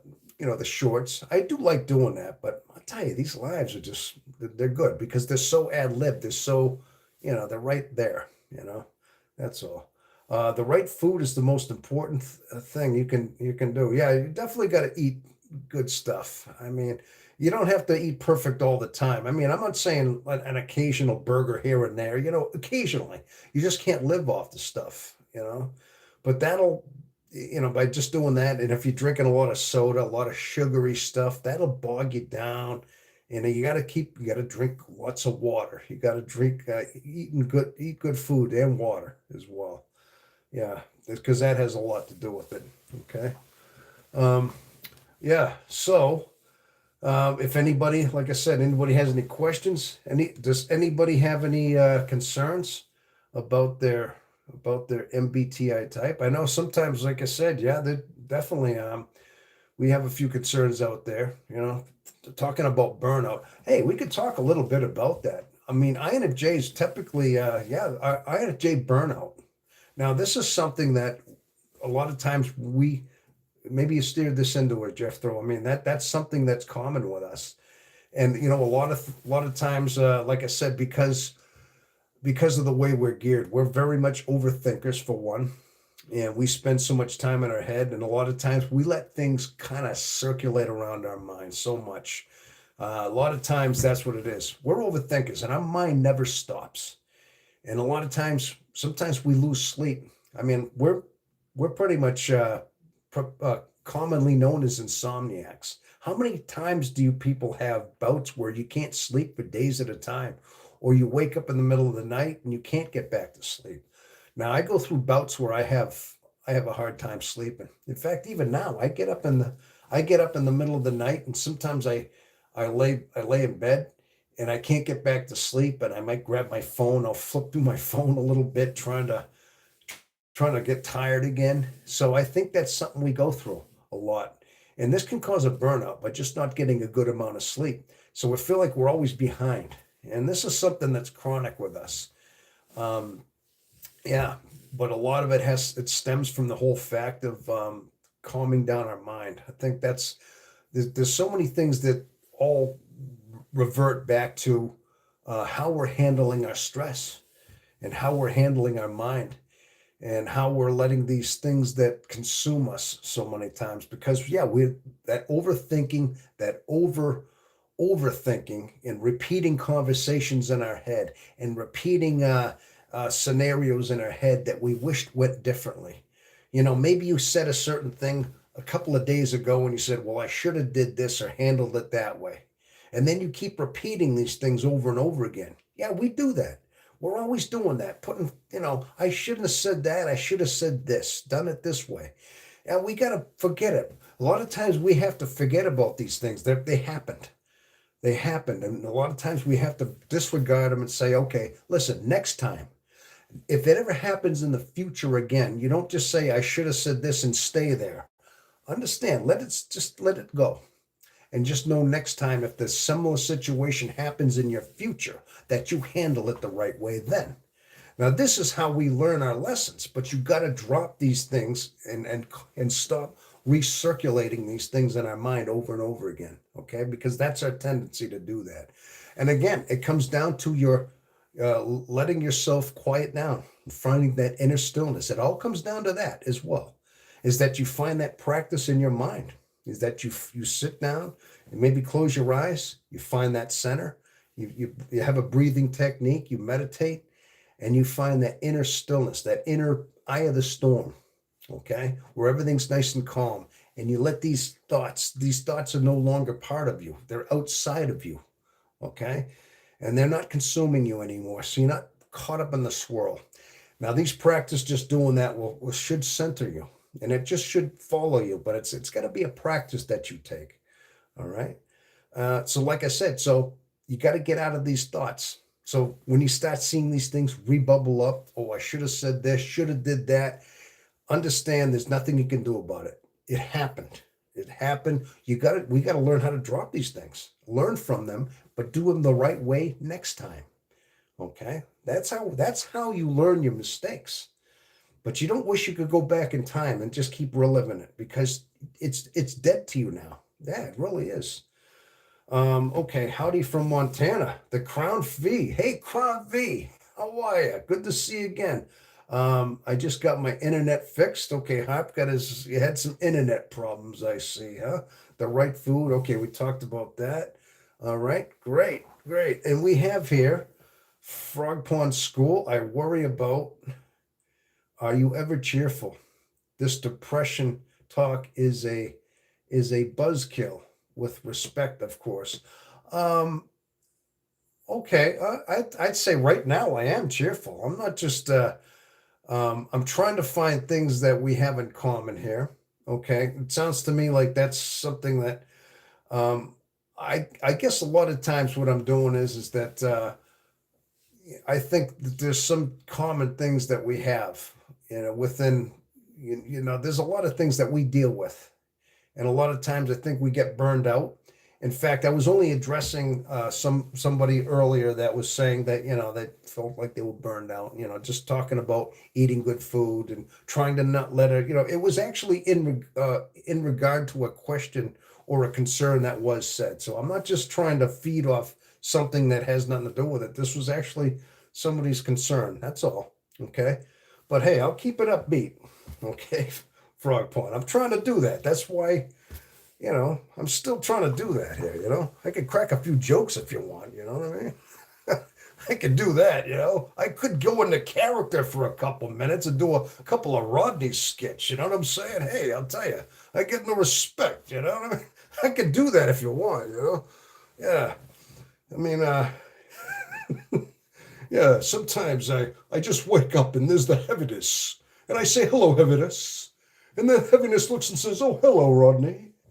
Like he's talking to his heaviness. You ever see that skit? You want to talk about a guy who gets no respect? You know what I mean? I mean, he made a whole career out of just, not being respected. You know what I mean? Hey, but no, I always loved Rodney Dangerfield. He was always one of my favorite comedians. But I could start cracking jokes here. Occasionally I'll do that, but I'm trying to keep it upbeat. But of course, but then again, I have to address some of these things. That's why I'm talking about eating good food and stuff. Okay, so what do we got here? What do we got here? Nava. Yeah, we got here Navera. Hi, tell me, how can I follow a routine? Example, go to the gym or healthy habits. Oh, okay. Hey, listen, Hidden Harp. There's so I have somebody who was on here that would be glad. Now, Harp, do you feel like you feel up to answering that question? I have Harp. He is right there into the fitness man. Okay, so if you want to do that, if you're out there, Harp, could you answer that? And I'm going to let him answer. Then I'm going to add my 2 cents with. Now, listen, we have others out there that have an expert into that. But that's an excellent question. Okay. Okay. So if you want to dump it to, hopefully he's typing one for you. That's a good question, though. Actually, maybe I need that too, because so many times, I'd like to get into working out myself. I try to tell myself I'm not even into one myself. There you go. Uh, Personally, I like to whine and complain before I go to the gym, and I plan ahead by packing all my clothes, and I meditate in the parking lot. I'm laughing out loud. I was hoping for an answer like that, Harp. And Crown, I spend the entire morning in bed with depression. Now I am on fifth. Now I'm on minute 58 of my stepping machine. There you go. Okay. All right. So there's some working out right there. Uh, I just get it done, no matter how stressful it is, and it benefits me. Okay. Now, see, I wanted you guys to add your 2 cents in before I added mine in there. But see, that's what I mean. See, but again, these guys work out all the time. And Jethro, yes, I didn't mean to bring anyone down with my problems. Bet that this is the only place I can listen, Jethro. You didn't do that. You did not bring anyone down. Okay, I answered it the best way I could. I was just addressing that. No, you didn't do that.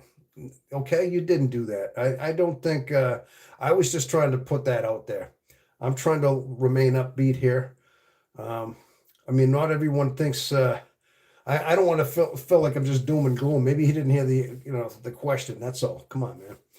No, don't let that bug you. Okay, that's what we're here for. All right. So, no, but as far as keeping a healthy, eating well and exercising well, I think a lot of it stems from just it's an overall balance. in your mind, body, soul. It's all part of a balance, okay? And what I used to do was, honestly, when I used to work out back years ago, and I haven't for a while, it's been a while, but when I did get into a routine, you have to push yourself a certain limit. There has to be a certain threshold that you push yourself past, okay? You know, that first time you make that New Year's resolution, you say you're going to go to the gym, and then you get your membership and you go for 2 days. And then usually it's like, oh, you kind of forced yourself into it. And then you say, I'm going to go tomorrow. And then you start putting it off, putting it off. These are the moments you have to get past. You have to say you're not putting things off. You have to push yourself. When you get to these parts where you were trying to delay yourself, make excuses why you're not going to the gym, excuses why you're not going to keep going, you have to ignore them. And you have to kick yourself in your own butt and say, no, you're going to go. All right. Now you do that for about maybe a week, sometimes 2 weeks. You have to do it. And then all of a sudden you get the inertia going. You get into your groove where you've conditioned yourself. Your mind, your body responds to it. Everything starts clicking in place because your body is looking forward to that as well. And now you start going. And now you can't wait to get out of work to go to your gym. Yeah. So that's one of the things. And when you start working out healthy, when you start working out, you want to eat clean food. You want to drink lots of water because it's making you feel better. It's making you work out better. You're going to want to start eating well, taking good vitamins, eating good, proper foods. It's all going to kind of be like a one nice circle of mind, body, and soul, just kind of has its own momentum. But again, you got to kick yourself in your own ass, excuse my language, for that first couple of weeks. You really got to push yourself until you get past that threshold. Okay. Now, Harp, how was that? Okay. I mean, that's basically what you were saying, man. You said you kind of do you do your meditation in the parking lot. You just go do it. All right. But this is how I got myself into doing it. Okay. And once I pushed myself past that threshold, I was hooked. Okay. So Kron, just finished my hour calorie burn. You burned 589 calories. Bye bye going to stretch and dance. Chat soon. Okay. All right, Crown. And your explanation is much better and very accurate to what I'd really say. And if I had enough space to type it, I know that. Harp, listen, I didn't expect you to do that. I only wanted you to say it because I was thinking of you. Because you're like, you talk about fitness a lot, and you're the fitness guy as far as I'm concerned. I mean, so I kind of thought, hey, let's let Harp answer this because we're together. I'm not just the one here. I have help. I have help out there. You guys are like, I know you. I know what some of your expertise is. So that's all. So we're all inclusive here. But obviously, I I can speak it out, so I can kind of articulate it much better over here too, right? That's all. Yeah, but that's basically it. I hope that helped out. Now, who asked that? Who asked me that question? Navana. Oh yeah, Navera. Okay, if you're still out there, that's about the best we could come up with there. Is it's yeah, you just got to get yourself into that routine. Okay, all right. But again, I think it's all just one big healthy cycle. I mean, mind, body, and soul is all interconnected. We are a trinity after all. I mean, there's a trinity of our mind, but we also have a trinity of our being as well. I mean, there's many trinities. I think a lot of them seem to be trinities. I mean, what the trinity of God is, like the Father, Son, and the Holy Spirit, you know. And so somehow, I mean, there's a trinity of us as well. We have mind, body, and soul. We have our mind, have our body and soul, and I kind of think it's kind of similar to like there's a trinity of God, there's a trinity of us, but somehow we're linked. That soul is our spirit, and somehow the Holy Spirit is somehow the one that links us into the code. There, our links us into our Creator, keeps us linked into the whole loop of the Creator of God Himself. You see, so I mean, what a trinity you could base it on. So, but again, mind, body, soul is another thing too, and the physicality of the body, keeping it all going, keeping the circulatory system going, also keeping the health of your mind, because a lot of times when we're in a bad healthy spot, if we're in a dysfunctional spot in our mind as well, we don't tend to work out as much. We'll tend to eat bad food. Well, if we're in our shadows, sometimes we're doing things, we might start excessing, and like maybe we're drinking more, or we're not eating as good food, we're eating more sugar based foods. And because we're out of our mind, we're not in a good spirit, and of course we're not going to really want to work out either, you see. So a lot of things are affected. Everything kind of balances itself. So a lot of times we push our body into work in a certain way. And I mean, we can be healthy physically, but of course sometimes it kind of catches up to us mentally too. But a lot of times too, you got to do it for the right reasons. A lot of times you can't let that ego be your driving force as to why you're doing your body.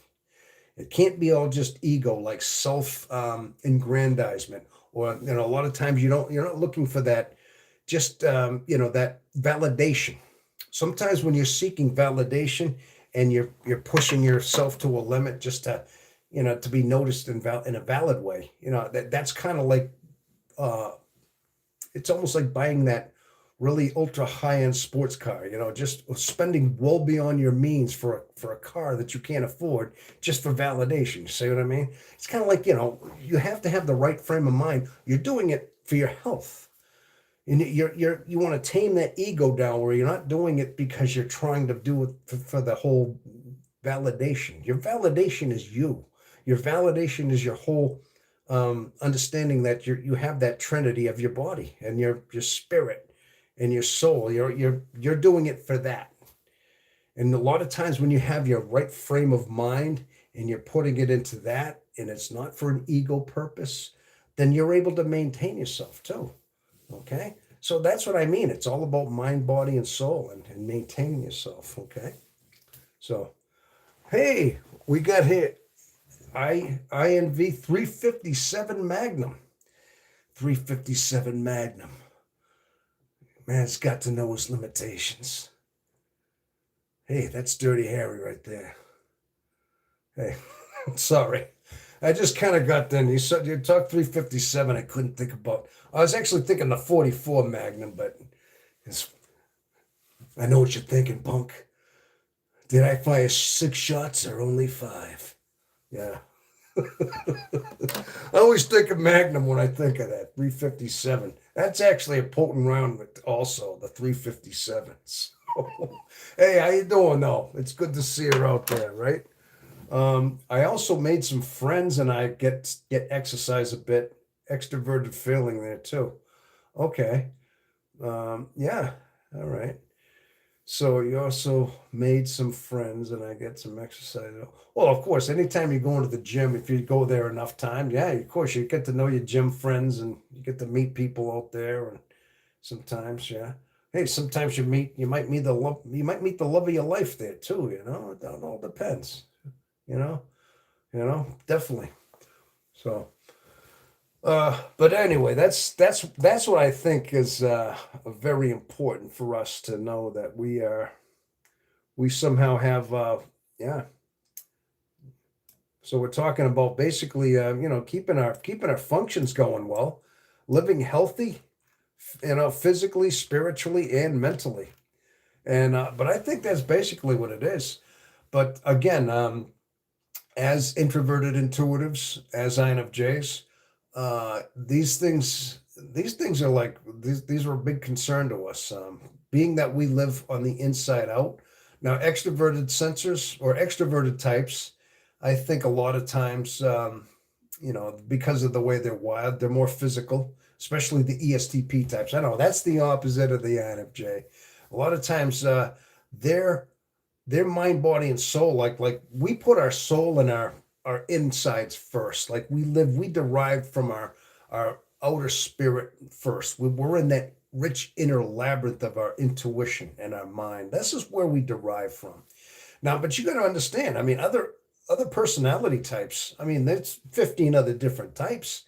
I can't just always narrow down one, the extroverted type. I mean, I know they're all balanced, but a lot of times extroverted sensors, the sensing types, don't do that. They see a lot of their extroverted sensing, which is probably more their primary function. Like an ESTP, their dominant function is extroverted sensing, which is our least dominant. Now you look at that, their whole world, their senses, they're in contact with the world. Their whole nervous system is based on the now. And I've said this before, and that's but a lot of times because they're so in the physical world, their body, their strength, their size. Usually they're the stronger ones because they're so linked with their nervous system. And usually these are, like I said, these are strong types. A lot of times that they're known for being very powerful. You know, the ESTP types.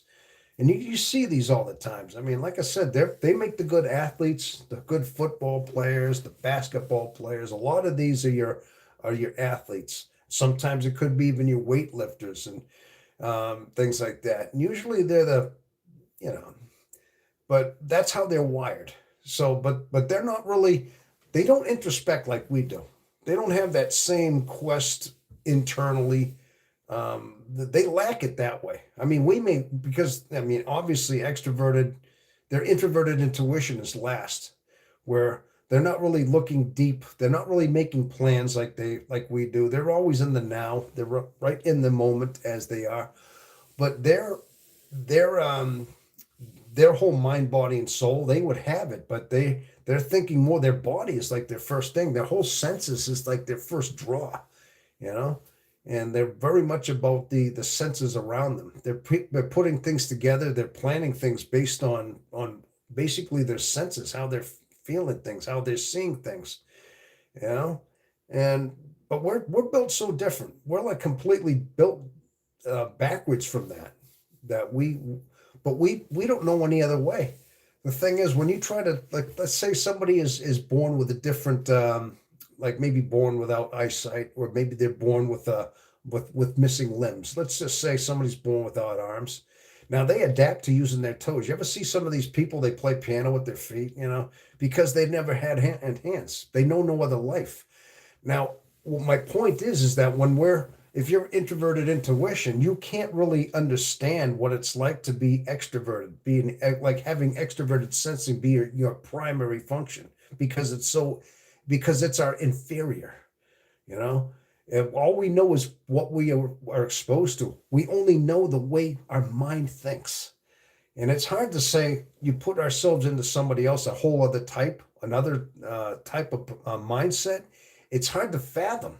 It's hard to fathom that they're thinking so much different than we are. I mean, yes, we're very deep thinkers, and we think our mind goes. It seems like it's almost like it's hard to describe. It's almost like we're part of space in a way. This is how my mind thinks. A lot of times, my mind goes into like galactic thought processes where I'm actually like seeing and understanding like physics, deep physics, like in an astrophysical world. Like I mean, like the galaxies and about time and like and how they are relative to my life here in my sensing world and how they relate here. I mean, it's hard to put that into words. I mean, how the mind goes, you know. But my point is that a lot of types don't think like that. They don't think that deep. They don't have that very vast way of thinking, of gathering, of almost taking this information and putting it here. They're gathering their senses. They're gathering what they see, what they set, what they touch, they feel, they taste, and what they and how they're seeing it. And this is how they're making conclusions in the now. You see, they're only seeing for what the world. We don't do that. Our mind is like, even though we're like looking like we're present, we look like we're there. We might be staring at you with those eyes, but those eyes may be looking at you, looking through you. But deep inside, we're in another dimension. Even though we're talking to you and we're looking right at you, listening, we're out in space somewhere, gathering like what we have, and trying to like relay it back into our world this way. We're living completely backwards, basically. Um, Vamp Fox. Hey, we got Vamp. I think the Breakfast Club is in session. We got the Breakfast Club. Oh, good to see everybody. INFJ people. Good morning, afternoon, good evening. Yep, you have to throw all that. Yeah, I know it could be anywhere, right? Yes. And I'll bet it's already Monday. It must be Monday morning for you now, Vamp. You must be already Monday. We're still in our Sunday night here. We're a few years, excuse me, few hours behind. Uh, yeah, true talk. Okay, Frog Pond School. Tom, Tom, other true INFJs will challenge you not to start a battle, but to see your reaction to the challenge. Absolutely, yes, yes. Oh, I know what you mean. Of course, I've already. That's water under the bridge. I know. I remember that. I know. So, you're talking about the one with the blazer and stuff. I don't know what that was about. Yeah, I had a few. I had a few hecklers in the crowd. That's all that was. You know what I'm saying? Indeed, it is. Of course, it is. Um, yeah, just talking about how INFJs, how we live so backwards, and we don't even recognize it. That because this is all the life we've ever known. We just know the way we think and how we gather our information from our mind, and it comes out. And other types are seeing the world. The extroverted types are seeing the world in their way, and they're drinking it in, and it comes in through their senses, and that's their processing. See, I'm just trying to use the best words I can to describe how different we are.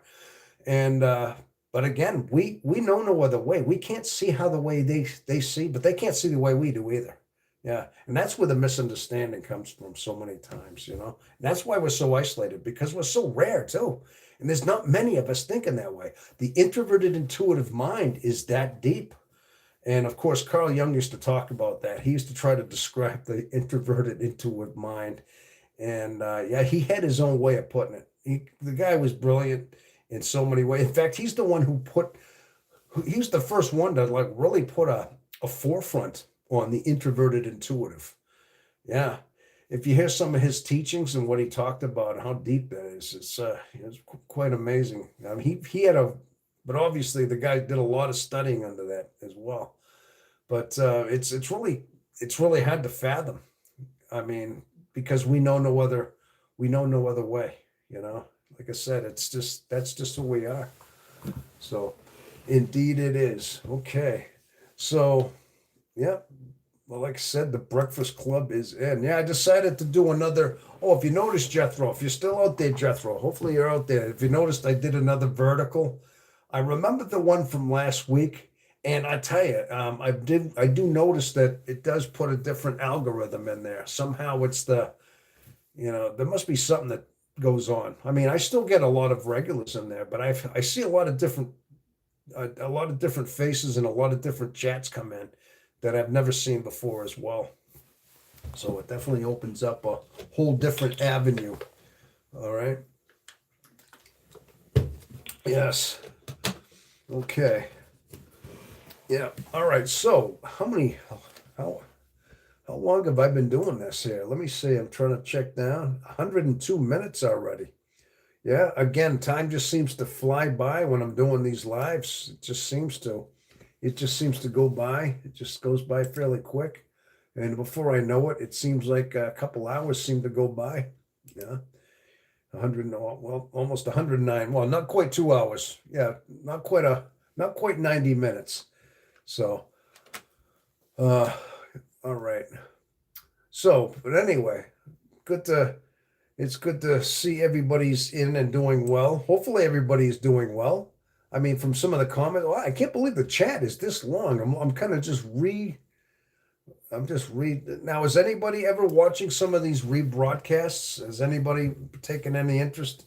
I'm just curious because I noticed like some of the ones when I rebroadcast these and make these public, I noticed that they're being watched. I didn't know if maybe it was some of you people out there that are actually watching them again, or if it's only new people. I'm not sure. But occasionally I catch bits and pieces and I think, oh yeah, all right, I said that. I remember that part, and I'll watch and I might speed through a little bit and I'll watch another part. Oh yeah, I remember saying that. But it's good to know that I have I noticed too in some of the rebroadcast of these lives, most of them I've noticed when I look at them on my computer, I see the chats. The chats are live time. They're basically match what they're doing now. Like they're just as live now when they're re-recorded. I noticed they're the same. I've had a couple of broadcasts where I don't see the chats, where it's just me talking, and you got to take my word for what's being said. But I like to think that the chats are there, so whoever's watching could see what they're all about, right? Indeed, it is. Okay. Yeah, I'm here. Yeah, no, it's just I was just asking about gosh, what was I? I just said, are you still there, Jethro? Yeah. I was saying something in regard to gosh, I can't remember. I can't remember, man. I've got so much going on in my mind, you know. Um, can't remember what it was about, but it's good to see you still out there. I was just asking a question. Oh, something about the live broadcasts, something about it, and how you know, just about how they're rebroadcast and things like that. But Jethro is a good listener, like me. LOL. Yeah, that's of course you are. We're all. I think that's one thing that we supposedly are good listeners. Although I did watch an FJ video. It says INFJs really aren't that good listeners. He says, yeah, he says, that's a stereotype. He says, a lot of times they'll be looking at you and you think they're listening to you, but they're lost in their head. They're just kind of, their eyes are open, their eyes are looking at you, but they're thinking about something they did last week. They're not that good. See, they just kind of pretend they are. Like, yeah, he's kind of right. Not to say you're doing that, people. Of course not. I think to an extent we do have good listening, but a lot of times we zone out too. I remember thinking that when he said that, I says, he's right. Sometimes we could be looking right through somebody. Be looking like we're intently looking, and we're not even really. We're just seeing their mouth moving, but we're thinking something else. We're already lost in our own head. Yeah. So. The key is supposedly, but sometimes we really don't give a damn. That's right. That's what I'm talking about. You know what I'm saying? Yeah.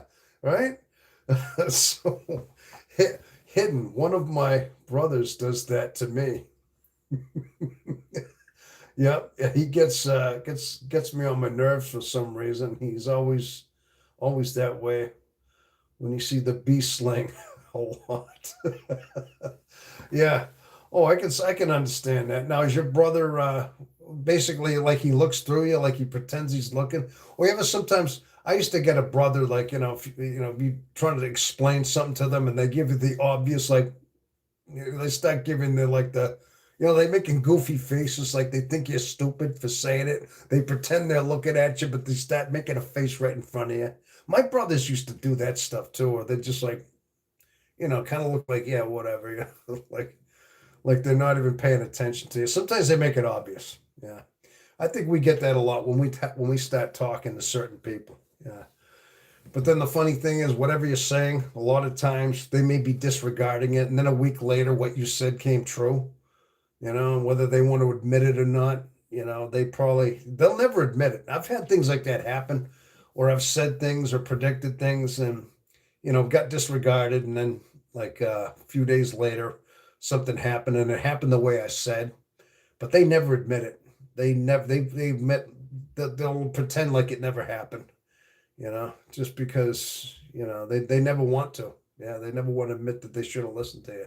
It's funny how that works out. It's always after the fact we make our comment that because there's so much in the now, they think, yeah, you don't know what you're talking about. And then because we're looking future prognosticate, we're looking in the future, prognosticating. And we're good at that. That's one thing we are, because we're always seeing that future projection and we're piecing things together. That's what we do. That intuition has a way of just weaving patterns and seeing exactly how things will end up. And we're pretty good at that. And that's our superpower. But so many people that we try to convince or try to talk to, we never are listened to, typically. Yeah, we're not usually taken serious. That's one of the downsides. That's one of the curses. Don't they call that the Cassandra curse? I think I just watched a video not that long ago about, the Cassandra curse. And basically Cassandra, she was like a Greek prophetess. Yeah, she was a prophet and she could see into the future. but and she used to talk about what she saw and tried to warn people of her prophecies, and nobody took her serious. Yeah. So she was never, so they basically say she was cursed to have this amazing power of insight, of prophecy, but always never to be taken serious. Yeah. So a lot of times I just recently seen that video about that, how yeah, the INFJ is kind of like cursed, like with the Cassandra curse, you know. We're never quite listened to, you know. He's like a mother. Your brother. He's 11 months younger, but he's always tried to be older, and he's always been spoiled. He's always been spoiled, but my dad. Oh, he's been spoiled, but by your dad. Yeah, you think? Do you think he favored your son over you? Is that what you think? Sometimes, sometimes that happens. You know. Uh, okay, Vamp. He thinks he knows everything, but he doesn't. Yeah. Perhaps it depends on whether what's being talked about is really compelling or what we're invested in. Exactly. Yes. Uh, good point. Good point. Ivexen Mace. Oh yeah. Welcome in here. By the way. Yes. Depends. So if something's compelling and something we're listening to that we're intensely listening to, yes, we're paying attention. But if it's just kind of dribble, small talk, whatever. Yeah, I know what you mean. We pretend we'll look, but we're kind of zoned out, and we're catching bits and pieces. So I know what you mean. Yeah, we do that a lot too. That's why I say, INFJs, yeah, they're not always good listeners when it comes to that. So yeah, but I tell you, something that piques your interest, that's a very good point, is something that piques our interest, something that is in our caliber will definitely peak up and we'll listen, you know. If it has something to do with self-help, yeah, if it's just something to, like advice-wise or something that piques the interest, yeah, then we're engaged. It's something how, it's really something how we're like that as well. I've noticed that I do that a lot too. Certain things pique my interest, and you start talking about, obviously, psychology, or you start talking about world history or social studies, or, there's certain things that pique my interest. Now, I always try to equate world history with learning. Like the old saying is, those who those who do not learn from history are doomed to repeat it. And I took that. I remember hearing that, and I thought, so we're supposed to learn from it. So then I started looking at almost like the world history and looking at the psychology. I always try to piece together a lot of what world history and some of the mistakes that happened, especially like Roman Empire, Greek Empire, things like happen where civilizations were great and noble at one time, and somehow they transmogrified, they changed. Like Rome is a perfect example. And somehow it's just human nature keeps always repeating itself. It takes a few hundred years, a civilization's great, and then it just starts faltering. And sometimes you see a lot of our own countries too. Now I know some of you are outside the United States. I know the US has its own, you see a lot of these writings on the wall, even in our own country. You see murmurs of that. And you see a lot of times, groups deliberately trying to change things, taint things, pervert things into taking away our society and our culture in a lot of ways. You can see the rot that goes on. And I think a lot of times, even Europe, parts of Europe, Europe has gone through its own cycles in its own way too. Where you saw the fall of the Roman Empire, you saw countries break up, you saw the Euro, where the European Union. The European Union that they had for a few years ago didn't seem to hold together as well either. They tried that whole socialism type of experiment too with the EU and having the euro and making it one large, European Union thing, and that seemed to just falter as well. Now you had a lot of these countries just breaking away, like Brexit. But my point is that. Yeah, they've tried these things over the course of times, and they keep trying these social experiments on countries over and over again. and they keep going back to the old blueprint, thinking they can make it right, you know. And usually it isn't always that right, you know. Sometimes it just things just don't work. I mean, but a lot of times we have to see the history for what it is, you know. But a lot of times I think it's when you destroy the fabric, the social fabric, the moral compass fabric of a nation is when you falter your empires. Yeah, and we saw that from the Roman Empire. But the thing is, I think people understand this. You know, so they know psychology. They know that they know the weaknesses of humankind. I mean, even in like certain countries, I mean, the Soviet Union knew this stuff, and they knew how to control the masses psychologically. You know, if you pumped enough media into them and denied them certain media and kept them behind a wall, I mean, you could basically govern them and run them, you know, in a communist nation, you know, by just having complete control over their mind, their media, their everything. Deny the fact that God exists, things like that. Take away their spirit. That was the evil of communism. It's almost like the world in 1984. But bottom line is, there's always something inside the human spirit. There's something that is innately free. There is a burning spirit that we all have that can't be squelched. It can be temporarily put out. It can be, but when it comes down to it, I mean, that burning spirit just does not live on. The generations of it falter and fail because, you know, we can't be completely controlled. And a lot of times you see how the Soviet Union couldn't even sustain itself either. It had to eventually cave in on itself, and it went bankrupt because you couldn't get that many amount of people. I mean, you had certain worker people, but then of course you had the entitled people that were taking from the worker people, and they were starting to outnumber the workers. Then the working type people just never had anything. There was no need to work when all you were doing was just breaking even. You see what I mean? Yeah, when everything is taken from you just because you're living about what your means are, there's no incentive to want to work. You can't keep and gather what you have. You can't pass it on to your family because it's just going to the collective.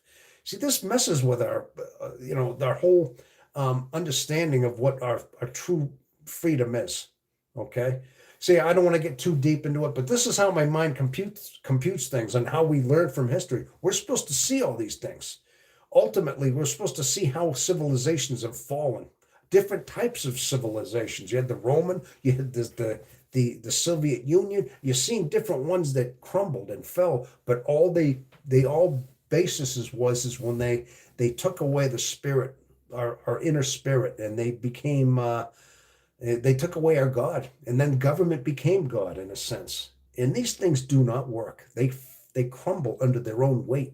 They crumble under their own lie eventually. Okay, I kind of got into a tirade there, people. I mean, that's about my extensive politics right now. I want to. I'm not going to go too. Yeah, okay. I don't know where all that came from. Again, I jumped down rabbit holes. I mean, these are some of the things I've always thought about, and this is what I was always fascinated about world history, and how. See, I could have been a world history teacher too, right? I know. I should have been a teacher, right? Hey, this blazer would have been good. Is he still here? Who was talking about? Somebody kept talking about my jacket. You know, hey, look at that jacket. Yeah, yeah. Hey, this would be a good, like a history teacher's jacket, huh? What do you think of that, huh? All right. Okay, so we got Frog Pond School, Buzzkill. I'll be back another day, if I may. Um, okay. Hey, you're pulling an Arnold there, Buzzkill? What's going on there? Where you? Okay. Didn't like my talk about what the Roman Empire? Okay, I know.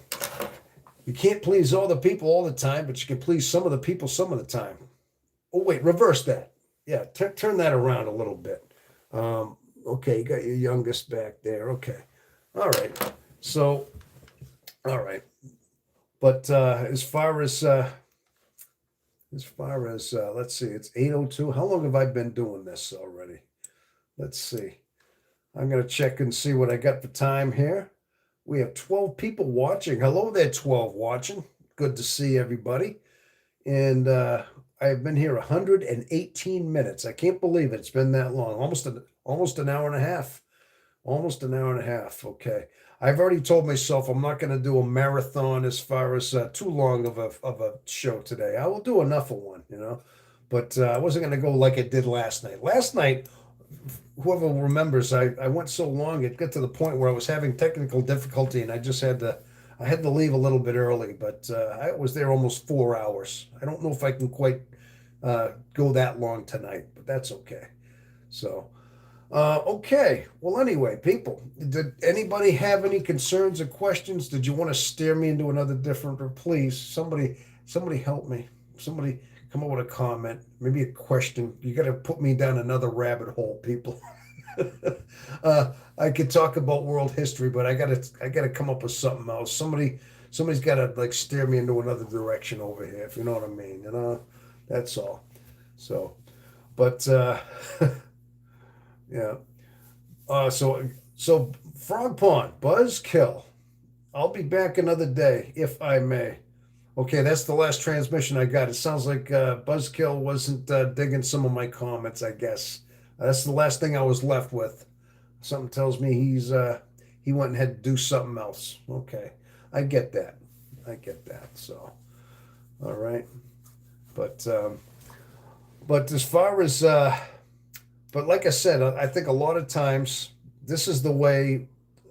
I guess that's the way I piece together things. I guess my point is that understanding we have to understand our own world history in order not to repeat it. I guess that was the whole point, and I kind of got a little spiraled into specifics about different things going on. You know what I mean? So now, I mean, I'm only basing on what I see from my own country. I mean, I can base it a lot on what I see from what I've grown up with. Obviously, I've grown up in the United States. I know other countries are still have they run things differently, and yeah, but I can only voice my opinion the way I see it.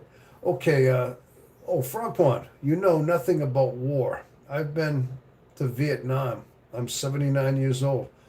Okay, well, okay, so you've been to Vietnam. Okay, and so I never actually said I was a war expert. I never said I know everything about war. I was just talking about world history, and that's all I was doing. Um, I mean, no, I've never been, I was a little bit too young to be in the Vietnam War. You're right. When I was born, I think, uh, I think the Tet Offensive was probably a year or two after I was probably 3 years old at the time of that Tet Offense. And so I think right when the time I was born, the Vietnam War was raging. So I was a little young for it. So yeah, you got me there. You got me there. I never actually served or fought in a war. No. Um, but but your point is that I mean is what I say not valid? Is that what you mean? That I have no opinion to say anything about world history? I don't know what you're talking about. I mean, I never claimed to know a lot about war. I'm just talking a little bit about world history. That's all I'm talking about, and the way I perceive it, and how I've learned from it, how I just help it develop me. That's all I can do. All right. So, but tell me, I mean, I wasn't, you know, I wasn't stepping on anybody's toes there. I wasn't trying to. Just trying to voice my own knowledge. Okay. So, uh, but as far as that goes, okay. At least I was told. Yeah, no, I don't know nothing about war. You're right. Um, can't really compete with that. I mean, somebody who's actually served. Now, so what did you do? Like, I don't know if I can ask too many questions. I mean, were you infantry? Were you part of infantry there, Frog Pond, in in Vietnam? I mean, I didn't know when you served there. I mean, what years did you serve there? Could you tell me a little bit about it? Did you want to talk about it? If you don't want to, that's okay. It just sounds like hope I didn't strike a nerve there. You know what I mean? I wasn't trying to. That's all. Okay. But 79 years old. Yeah, that's close to 80. Yeah, you're older than some of my oldest brothers. Yeah. Yeah, I would say so. Well, well, I mean, yeah. Well, I do want to thank you for your service. Okay. I'll say that much. Okay. I do want to thank you for that. All right. But okay, so does anybody else have any concerns? Anything they'd like to add to this? You know, um, but if not, I'll go on another monologue, I guess, for at least a few minutes longer. How much time do I got? I figure I might. It's since I've been streaming for 2 hours. Good gosh, it's already 8:13. My gosh, oh my god, I can't believe it. Time is flying by again. It's actually since I've been here for 2 hours and 4 minutes. Okay, there we go. I just gone over 2 hours again, people. I got to tell you the truth. Time just flies by. I think I found a niche now, a niche here though. These live broadcasts are definitely I enjoy doing them. Well, as long as you people enjoy doing them as well, I enjoy them. But seeing that the time constraints are what they are, I didn't want to do it too much of a marathon, so I'm gonna wind this one down a little bit. All right. So I'm gonna go probably till about 8:30. All right, if that's okay with everybody, we'll go to about 8:30, and that's in probably let's see, about 15 minutes. I'm gonna do a little bit of a wind down. Okay. But I do want to thank everybody for showing up today. And if anybody has any last minute concerns, okay. Um, oh, okay. Let's see. I was giving you an example of a challenge so I can see your reaction. INFJs like to play. Oh, you were playing games with me, huh? Oh, okay, like war games or what? Oh, okay. Hey, there you go, Frog Man. He's playing games. So how'd I do? I mean, in your opinion, I mean, I hope I did well. I mean, so let's get your feedback. Did I do okay? You said you were playing games. Yeah, kind of. Yeah, I get that. I mean, sometimes people want to play games like that, you know? Girlfriends used to do stuff like that to me all the time. That's one thing women always do. No offense on women out there, but sometimes you guys know this. Women do stuff like that to us all the time. They're always trying to test us, play little games. Oh, the last little questions like that. Try to get your reaction, see what you do, see if you get jealous a certain way. I tell you, very draining. These are you want to talk about why INFJs, a lot of times, especially men, these things used to drain me so much. I never liked those. And then they'd always turn it back that you were insecure for acting the way you did when they asked the question, and then yeah, I tell you, I never enjoyed that kind of thing. Oh, you're a medic. Okay. So get well soon, hidden. Yeah. Oh, yeah. He's got the flu harps. I'm just working off this flu. Thank you for streaming. Yeah. Thank you. Thank you. Thank you for Of course. Of course. Mind games are messed up. Yeah. No, I was just trying to figure out what he meant by the war thing. He says he was just trying to get my reaction. I mean, how did I do? Hey, you people, how did I do? I mean, I didn't fly off the handle. I just was like, okay, I mean, what did I do? Just talking about world history. I was trying to figure out where that came from. Uh, yeah, but usually, I mean, I guess sometimes we can be tested, you know, but sometimes I've noticed too, like a lot of times if you call somebody on something or they don't like your react, then they'll say, well, I was just testing you, or, oh, I was only kidding. Girls used to do that stuff too when you were like, all right, I guess, I guess dinner's over. I'm going to go home now. I'm getting a little drained. Oh, I was just kidding. Oh, no, it's okay. Well, I'm going to go home now. I need some peace. Yeah, they never like it when all of a sudden they feel like they lost at their own game. Occasionally I've done that too. Girls start testing you and toying with you, and they start playing with your mind. It's like, you're really drained. I'm going to go home.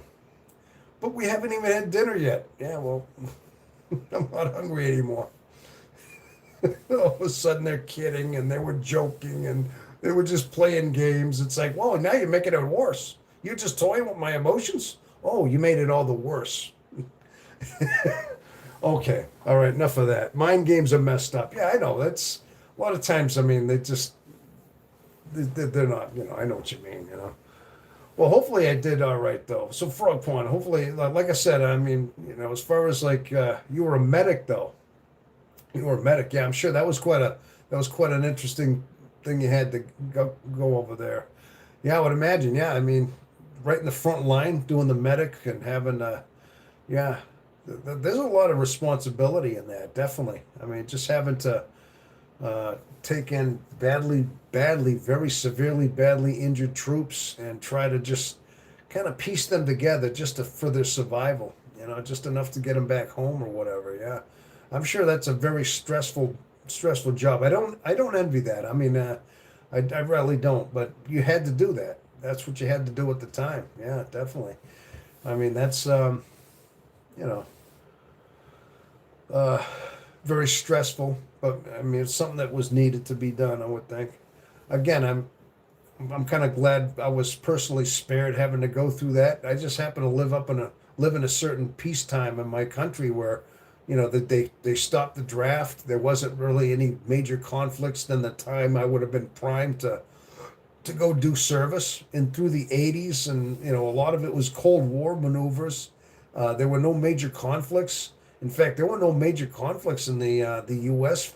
from after the Vietnam War ended, right up until I believe the Desert Shield in 1990, when George H.W. Bush had to had to basically go into Kuwait and liberate Kuwait in that 45-day war that that raged on when they had to push the Iraq.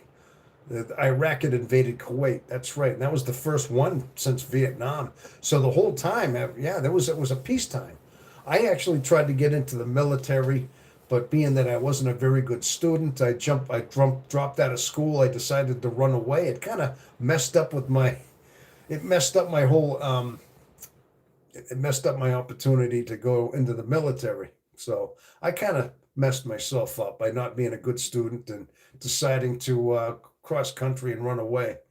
So I tried it, but I did. I tried to actually get into the army, and no, the fact I had no GED or education kind of, I had too much to do. So it didn't happen, but I did try. I wanted to be a Marine, but it didn't happen. 67 was hell. Not so much for me, but for the others. I once had a pressure bandage on a man's chest. I felt his heart stop, and it hurt his last word. Yeah. Uh, See, it sounds like you've never forgot that either. Yeah, I could tell. Um, yeah, so things like that we can't fathom how much, like, a lot of times we blame ourselves. Now, listen, you were doing a job. I know how sometimes survivor's guilt works. A lot of times things like that happen where, even though we're trying to help somebody, and if somebody dies in our care, if somebody, like, we feel their last gasp of breath, somehow we blame ourselves for that, and we get very difficult on ourselves if something happens. It really messes with our mind. And the fact that you're still thinking of that, and that was one thing you had to talk about, tells me that, yeah, you never forgot that. And yeah, but that's a tough one to have to deal with. You know what I mean? Really is. um I had a story too, like, I mean, nothing quite like that. I mean, I tried to save somebody from a car. A car flipped over a bunch of times. I tried to save a woman from a car. She was hanging upside down in her seatbelt. I was just a random passerby, and I got out, and there was some other people that showed up too. And we tried to get her out of her seatbelt belt upside down. Make a long story short, we finally got her down, but as I was holding her up, I was holding her upside down while somebody else was undoing the seatbelt, and we had to get her out of there. And she took her last gasp breath in my arms when she her feet were pinned. I didn't see it at the time, but it kind of pulled on her feet, and it felt the pain of it. And she breathed, and then she breathed out, and she never breathed again. I put her on the ground. We thought we did all right by getting her out of there, but by this time her eyes were open, but there was no life there. I know now listen, I can't compare what you're going through, but I kind of know that feeling somebody's last gasp in your hands, it messes with you. Because I know it messed with me. That what you're talking about right there, I never forgot that either. And that happened over 30 years ago. And for about a year, it messed with my head. I had weird dreams. I kept blaming myself. I said, "What if I did this? I should have done that. Did I cause that? Should I have not touched her?" I didn't know what else to think. So yeah, that messes with our mind, either way. And all we can do is just use that as a use that as a strengthening thing. We can't pine in it and we can't live in it and blame ourselves. All we can do is know that you know, human beings are meant to have this happen in our life. We're supposed to grow from this. I mean, we can never take a life back, obviously. We see life pass in our hands. But all we can do is just know that, in the back of your mind, you were doing the right noble thing. You were trying to save a life. You were trying to do your job, and it didn't happen. And you can't always save everybody. You really can't. And it's unfortunate that happened. So, all right. But I hopefully you resolved it. I hopefully that it doesn't eat at you to this day. I mean, you know what I'm saying? And I hope But yeah, but just understand, like I said, yeah, you had the noble thing. You were doing your thing, doing your job. Your intent was to help and save the life, but it wasn't his time. It was God's time to take him for when he did. That's all. Well, okay. All right. I didn't want to end it too much on a somber note. I think we all have a crutch to bear, though, don't we? There's always things that go on in our life that we go through, and some more so than others. Yeah, but there's always things in the back of our psyche, and especially I mean, I can't just say especially INFJs. I mean, yeah, we're a certain type, but a lot of times all we can do is just try to come up with the positive and know that what was our intention at that moment? What were we trying to do? Okay. And it was not your fault. You can't blame yourself. That's all. Okay. Okay. Well, gosh, I got 5 more minutes, but so I'm gonna let this go after a few, but all right. So what do we have? We have 10 watching. Yeah. Well, people, I'm gonna just let you know that I want to thank you so much for again hanging out with me again. And I like to see again a lot of your regulars. I love to see you. Okay. It's like an old friend group. I'm serious about that, I feel like you're loyal. We're loyal. We're all kind of in a camaraderie here, and we're helping each other. And you're helping me a lot too. Just what just came out of me and what I say. Sometimes I don't know where it comes from. I just have to say something, and sometimes I just know that there's things that bother us. Sometimes they do. Sometimes we keep things penned up in us, and sometimes these things drive us, and this is what make us what they are. But all we can do is we have to take these things and never let them eat us up. I mean, now I can only understand that living through a war like that. Okay, the Vietnam War was a very, very uh, savage war, like they all are. Every war is savage. I can only understand from the stories that I hear. I can only gather it from the war footage that I see. I've never experienced it firsthand, but just to know you're in that situation, it does a lot of trauma to your mind. There's so much post-traumatic stress disorder, the shell shock of it, things like that, losing people in your eyes. There's so many things that we have to overcome. All right, but a strong-minded, we have to rise above and be strong-minded and just know that it's something that we have to come to terms with. Again, all you can do is just know you did the right thing. Your intentions were right. Your heart was in the right place. And that's all you can do to keep you going. And we are human beings after all. We're supposed to help people. But again, these are forging moments. These pains in our hearts, sometimes these burning things they strengthen us. Sometimes they give us a resolve to do better next time, to only wisen us to do the right thing. So a situation like that, if it happens again, I mean, things would be better. They would be different. That's all they can do. I guess I'm putting it into the best words I can. Not that we have no choice but to just see it for what it is, learn from it, grow from it, and not let it eat us up either. At the same time, not let us consume us that we somehow are guilty for something. Okay, and I think a lot of times, again, it has a lot to do with our perseverance, our self-reflection, our introspection, and seeing it for what it is. And also, as they come up, listen, as these things come up in our mind and our psyche, I mean, we cannot relive them. We can't just keep being bothered by them. Again, I've said this before. We have to be of sound mind, find those inner stillnesses, and just understand that we have to be able to find a way to separate these things that are bubbling up in our psyche and observing them for what they are without reliving them, without resenting them, without rehashing them, and without hating for the event over and over.